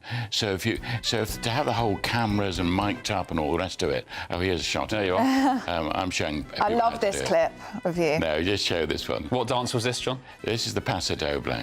And it's to make it funny. People think all you got to do is to be a bad dancer and you'll be okay. But to make this funny takes a lot of work. You're really stomping. I think that's what makes it so funny. Yes, Len Goodman said I shouldn't stamp, and I thought I'm going to stamp, and I did. Did you get quite athletically fit doing the show? I lost 2.5 stone. Really? So 2.5 that's stone? the sort of a sign of it. And it's, but it was fun. And you see, Christina can do both. She's trained me. She knows all the steps both ways. But I mean, that's a partnership. But the idea, just wander on or relax or enjoy yourself. No. That's hard work. Yeah. What would you say to people who are accusing these celebrities of being snowflakes, of being woke, of being moaning minis? That this is a grueling schedule. It's meant to be. There is going to be pain. It is going to be difficult, and they just need to crack on with it. You know what the show's about. I mean, that certainly would be my general view. But if someone is really, I mean, when I was doing it, there were people who got on so badly with their partner, their dancing partner, that the training one, the professional dancer, would just get so cross with the celebrity. They said, well, dance on your own then. I mean, and once you've got that, like in any relationship, it's just that isn't going to work, is it? It must be gutting when you're paired with someone who you probably realise straight away you're not going to get on with, knowing you've got to spend weeks and weeks and hours with them. Well, yes. I mean, just as well you got on with Christina. And obviously I was always worried that people were longing to have her say, if only I had a really tough rugby player who was attractive, instead of John, but she wouldn't. And of course, part of the thing is that you pledge yourself pretty early on. Don't you criticise me and I won't criticise you. Because it's you as a partnership against the world. That's how you do it. Yeah. Well, look, we did reach out to Christina to see if she could join us on the show this morning, but she's sadly judging a dance contest elsewhere. But she did say this. Please give my best wishes to John. I really wish I could be there on the programme with him. So to continue the trip down... Oh, was that the message? That was it? No, it's coming now. I know, carry on. So continue the little trip down memory lane. We thought we'd take a look at one of John and Christina's dances.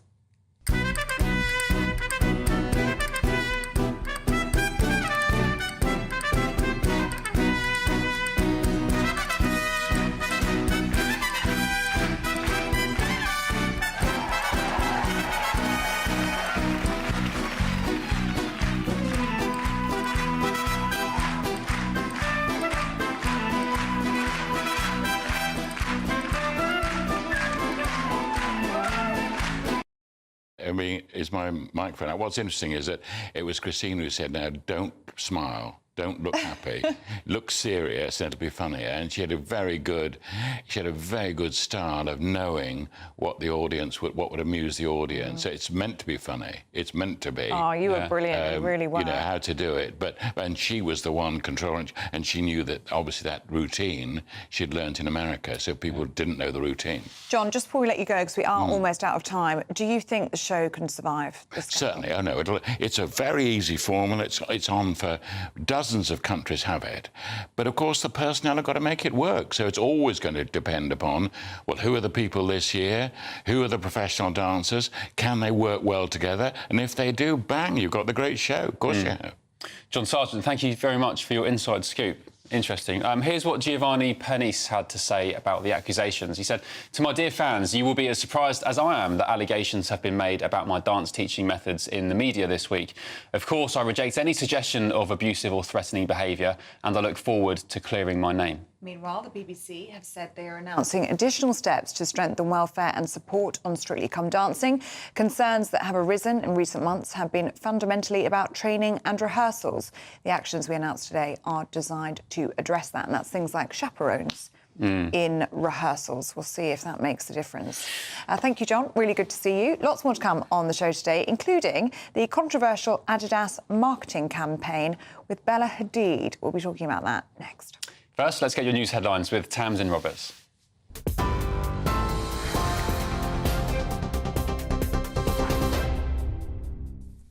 Thanks very much, Benelli. Here are the headlines at 11:34. Well, those heading off on holiday are being warned to expect disruption as the fallout from yesterday's global IT outage continues. Flight delays are continuing this morning as airports and other businesses are slowly getting back online. It comes as thousands of families start their summer holidays as schools break up. The glitches were caused by a security update deployed by a company called CrowdStrike, which affected users of Microsoft's Windows software. Pay increases in the public sector could cost around £10 billion, according to the Institute for Fiscal Studies. Independent pay review bodies are reportedly set to recommend pay rises of 5.5% for teachers and NHS staff. But it's thought to be more than the government had been preparing for, which could represent a significant challenge for Rachel Reeves's first budget. The race is on to become the next leader of the Conservative Party, with two senior figures putting their weight behind Tom Tugendhat. Steve Baker and Damien Green lost their seats at the election, but they remain influential within the party.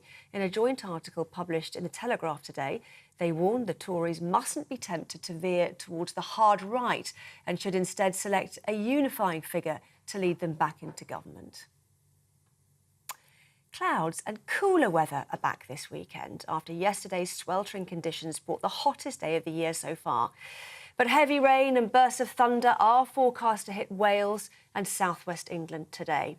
But if you weren't able to get to the beach yesterday, some good news. Meteorologists say the warm weather could be back just in time for the end of July. Those are the latest GB News headlines. For now, I'm Tamsin Roberts. More from me in half an hour. For the very latest GB News direct to your smartphone, sign up to News Alerts by scanning the QR code or go to gbnews.com/alerts.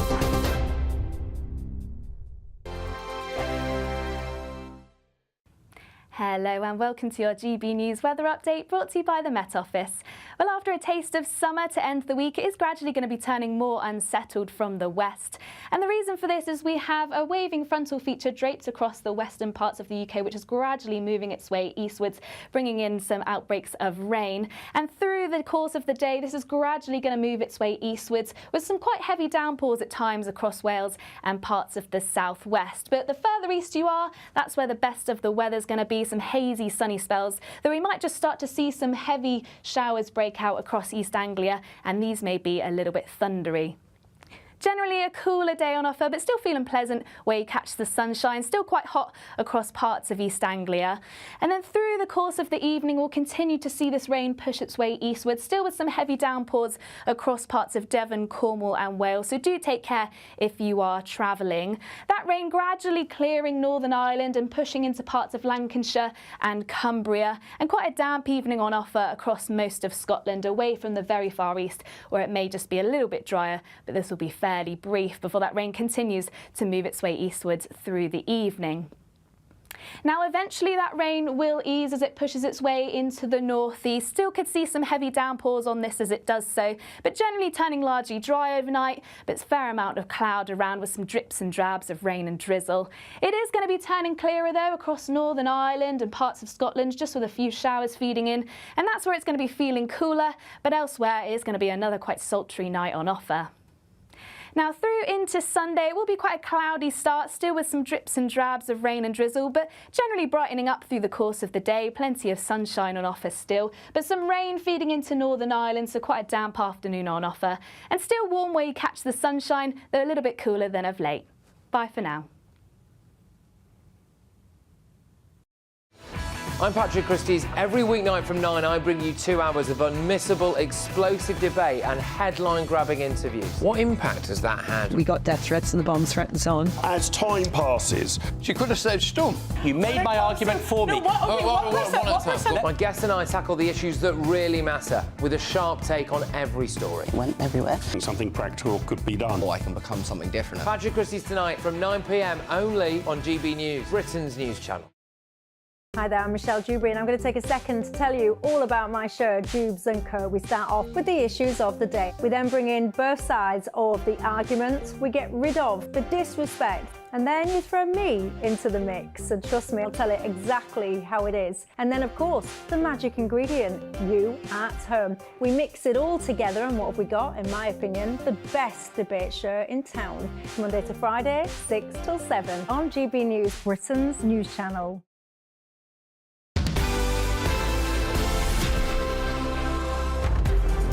Hello, welcome back. 11:39. You're with Ben and Ellie on Saturday Morning Live, and it's time now for your weekly dose of showbiz news. And we're delighted to have who else, of course, showbiz reporter Steph Tetchy.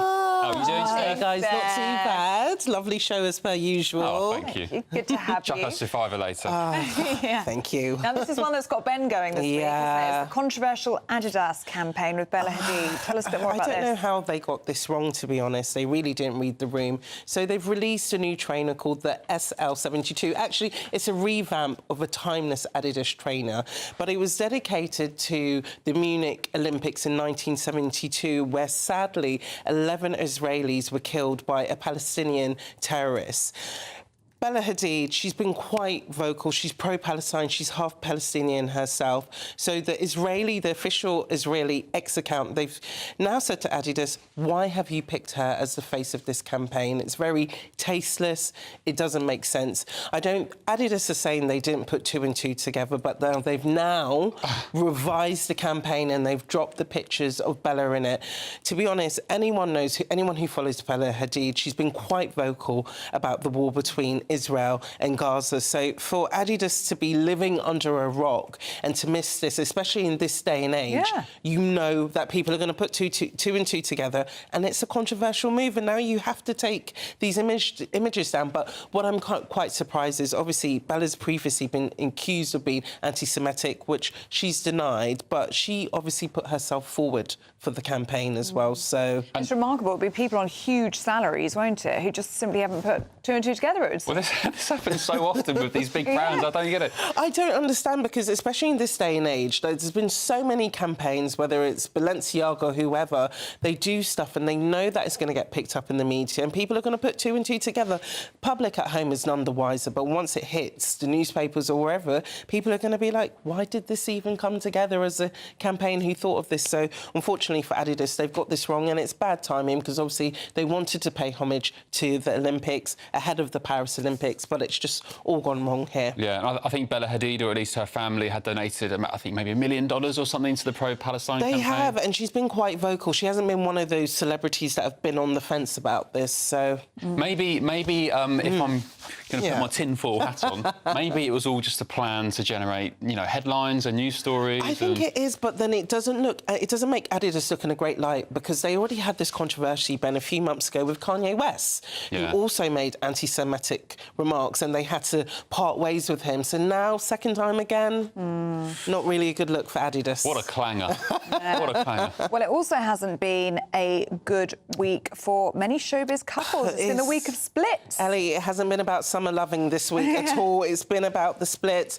First, we had Maya Jama and Stormzy, who put out a statement earlier this week, said that they tried to rekindle their romance. They tried to make it work. They were together for 5 years previously, and they broke up in 2019, got back together last year. So this week, it was a bit of a shock when they came out and said that they are splitting. They said it hasn't worked. They have been seen recently in places like Glastonbury looking quite loved up, but you never know what's happening behind closed doors. Speculation has been that Stormzy wanted to settle down, have a family, where Maya's at the height of her fame, height of her career, and maybe they were on separate paths, but they put the statement out. They said, we don't want to be that couple that does that. But you can imagine with the papers, when they see them together, people are going to think, oh, Stormzy and Maya back together. Is there an age difference? I think Stormzy's 30. Yeah, how old's Maya Jama? She's going to be 30 as well. Oh, so this month, same age. So maybe she's just not ready. But you know how it is. If you're on two separate pages about when to have a family, it can be a deal breaker. Look, I'm not an expert in celeb relationships, but aren't these two always on and off? Yeah, and I think they will get back together. I have a feeling. Nah, I think that's I have a feeling. But Stormzy might find his wife, have kids, and Maya will go onwards and upwards. But then also we've had a Strictly split. We've had Nadia Bukchova and Kai Widrington. They've been together for 2 years. The Strictly curse has turned back on them. They were touring the UK with their dance tour Behind the Magic, and it seems the magic has gone for them, because they said they were with each other 24/7. It was quite full on, quite intense. But I guess all eyes will be looking back on them when they come for the next season of the show, because how awkward is it to be working with your ex on a dance show? But the timing of it is interesting as well, with everything going on with the show at the moment at Strictly. Do you think anything related? Or do you think that just happens to be a Well, I've interviewed Nadia many times, and she got a lot of flack when her and Kai went public with their relationship.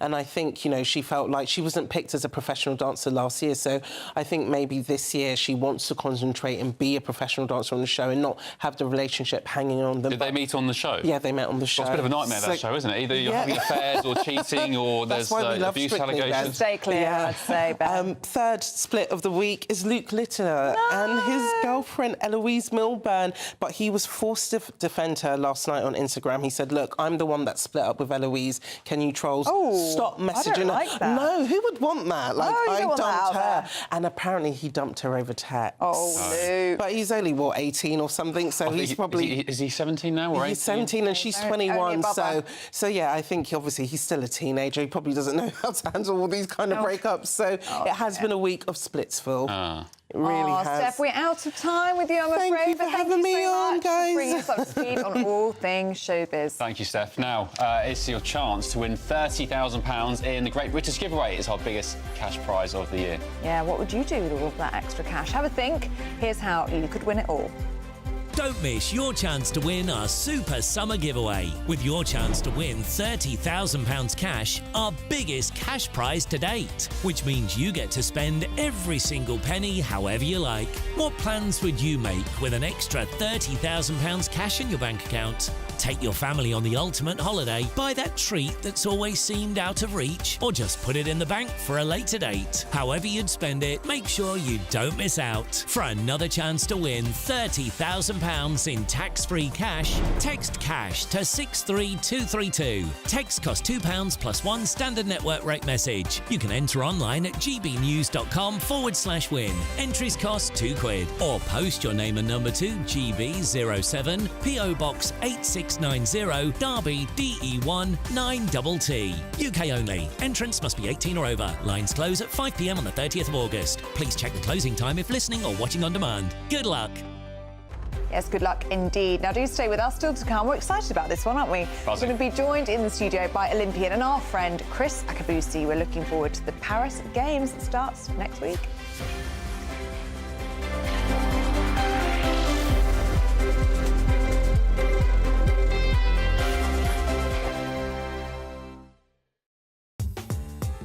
I'm Christopher Hope. From pop stars to politicians, I'll interview anybody. in a pub who's got a political opinion. Join me every Friday on Spotify, Apple Podcasts, YouTube or gbnews.com, or wherever you get your podcasts. This is GB News, the People's Channel. Join me, Nana Akwe, for an informative, interactive news programme with a difference. It's fun. It's true. You're not wrong. No one will be cancelled. Lovely. Join me from 3 p.m. every weekend, only on GB News, Britain's news channel. GB News Breakfast. Every day from 6 a.m. Meghan Markle has reportedly finished filming her new show for Netflix. It aims to celebrate the joys of cooking, gardening, entertaining and friendship. Yeah, this comes after Prince Harry's Netflix documentary, The Heart of Invictus, failed to hit the right note with viewers missing out on the top 10 in the streaming charts. So, will this next venture be a success? Well, joining us now is royal commentator Kinsey Schofield. I know I've talked to the both of you about Meghan Markle potentially running for president, so this feels like a bit of a dud to go from Meghan Markle running for president to Meghan Markle's Netflix series about friendship and cooking. So she's wrapped this recent show. They rented a home near hers in Montecito, so that as their cooking set. And they're saying that this is really make or break for Harry and Meghan when it comes to their Netflix contract. Do you think, Kinsey, it's fair to say that Meghan Markle has proved to be commercially a bit of a damp squib? Even in America, her native homeland, she's kind of Oprah without the audience when it comes to the cooking. Also, is she kind of, do you think... They saw her as the golden ticket, didn't they, to unlimited revenue, unlimited audiences, and it just hasn't happened. Look, I think Meghan is a beautiful woman, and I do think she's talented, but I think how you treat people is incredibly important.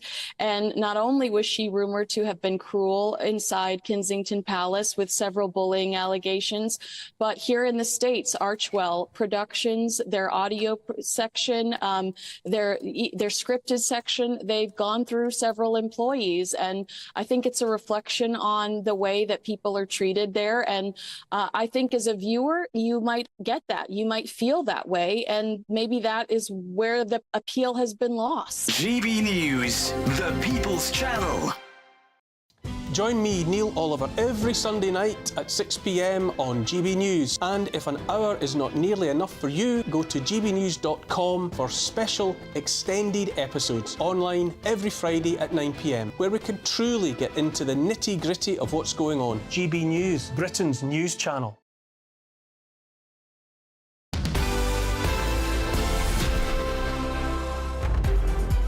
Hello, welcome back. Now, it's the Olympic Games in Paris kicking off next week, so who best to talk us through all that's going on? And, of course, his own illustrious history than three-time Olympic medal winner Chris Akabusi. Hello, Chris. Hey, guys. Are you excited for next week? I really am. I love the Olympics. It's the pinnacle of the sporting calendar as far as I'm concerned. It comes on every 4 years, and the very best young people on the globe answer the clarion call. If you think you're good enough, turn up this time, this place, do or die, there is no try. Now, you are a decorated British Olympian. You have a great history and an amazing story as well. You won silver in 1984, yeah. In Los Angeles. Yeah. Talk us through it. So, fantastic moment. As a young sergeant, got into the Team GB, and with the 4x4 relay team, we came second to the mighty Americans. I couldn't believe it. When you go to the Olympics, your very first Olympics, I mean, I was enamoured. America, LA, check out many flying jackets. And here I was, all of a sudden, on the podium, Phil Brown, Todd Bennett, RIP, and Gary Cook. What a phenomenal introduction into world-class athletics. And, you know, it's been a moment that's really signified the rest of my life. I think we've got a clip. I'm hoping we can show it, but it's that moment in that final stretch where you take over the Americans, and it's literally that last few seconds that you're making it. What was your discipline? Sorry. So you're talking about the World Championships. I think if you've got the clip, it sounds like. Yeah, we've got the World Championships clip. Yeah, let's talk about this moment here. This was incredible. This is Chris coming down in the blue shorts. Yeah, exactly right. At this moment, I think we're jogging. This is Antonio Pettigrew, the world champion. I think we're jogging. I look up the screen, I look back, and I can see how far everyone is behind me. OK, it's just you and me, mate. two dogs fighting it out. Into the last 100 metres, he kicks in his turbocharger. I say, gas, gas, gas, gas. I go up onto his shoulder. I'm now pushing towards the line. The three guys have done the job before me. It's me and a baton. All of a sudden, I can hear the flue. We stumble across the line. Fantastic. Champion du monde. We are world champions. That was Tokyo, 1991. That was Tokyo. That's my favourite moment of yours. Oh, that's amazing. Yeah. I mean, in fact, I wouldn't be here today if I hadn't been there with Roger Black, Johnny Two Chest Regis, Captain Crazy David Redmond and myself. If we hadn't had that moment, I wouldn't be here with you today. Do you still speak to those boys now? now? Gosh, mate, we're best of it. So, like, with Roger, I'm godson to his boys. Derek and John play golf with those boys. Derek's up the road. Yeah, absolutely. We are tight. Chris, what's more even amazing is you didn't discover your athletic abilities until very late. Yeah. So, I joined the army and met a guy called Sergeant Mackenzie. He got me into athletics when I was 19. It took me 5 years to win the Olympic silver medal. And actually, my maturing years, 30 to 34. So I was a real late maturer. But, I was one of those athletes who could train year in, year out, didn't get injured. So my superpower was my strength in my body. And those last 4 years, I was at the pinnacle of my career. Wow. And what do you think it is? I mean, having known you and in the newspaper review with you for years now, what do you think your time in the army did for you and your mindset that made you such a good athlete? And actually your view of the world is very much down to that discipline that you got in the army. Absolutely. So, dedication, discipline, commitment. Every single day, the small little layering of training and perspective, that is a thing that over time gives you that little bit ahead of the rest. Now, clearly, when you're an athlete, when you get to Olympic Games, you're all good. You don't get there unless you're good. What actually separates is... Can we see your medal? Oh, yeah. We've got 30 seconds. I Sorry. thought you were... We've got 30 seconds. Check it out. Carry on talking. So here we go. Olympic silver medal. No chocolate in this one, baby. Check it out. Hold it. Keep it there, keep it there, Chris. Can we get a zoom in? Yeah. And it's always in your pocket, isn't it, Chris? I've had it in my pocket for the last 40 years. And it tells me with the right people on my side, commitment, dedication, I too can be involved in doing great things. Amazing. Amazing story. And so inspiring to hear you're a late bloomer. Ellie, hope for us yet. There's still time. Keep going down the gym, Ben. There's still time. Yeah. Chris, always good to see you. Thank you so much, all of you, for joining us at home. We'll be back same time, same place next week. See you then. A brighter outlook with Box Solar, sponsors of weather on GB News. Hello and welcome to your GB News weather update brought to you by the Met Office. Well, after a taste of summer to end the week, it is gradually going to be turning more unsettled from the west. And the reason for this is we have a waving frontal feature draped across the western parts of the UK, which is gradually moving its way eastwards, bringing in some outbreaks of rain. And through the course of the day, this is gradually going to move its way eastwards with some quite heavy downpours at times across Wales and parts of the southwest. But the further east you are, that's where the best of the weather's going to be. Some hazy sunny spells, though we might just start to see some heavy showers break out across East Anglia, and these may be a little bit thundery. Generally a cooler day on offer, but still feeling pleasant where you catch the sunshine. Still quite hot across parts of East Anglia. And then through the course of the evening, we'll continue to see this rain push its way eastward, still with some heavy downpours across parts of Devon, Cornwall and Wales. So do take care if you are travelling. That rain gradually clearing Northern Ireland and pushing into parts of Lancashire and Cumbria. And quite a damp evening on offer across most of Scotland, away from the very far east, where it may just be a little bit drier, but this will be fairly brief before that rain continues to move its way eastwards through the evening.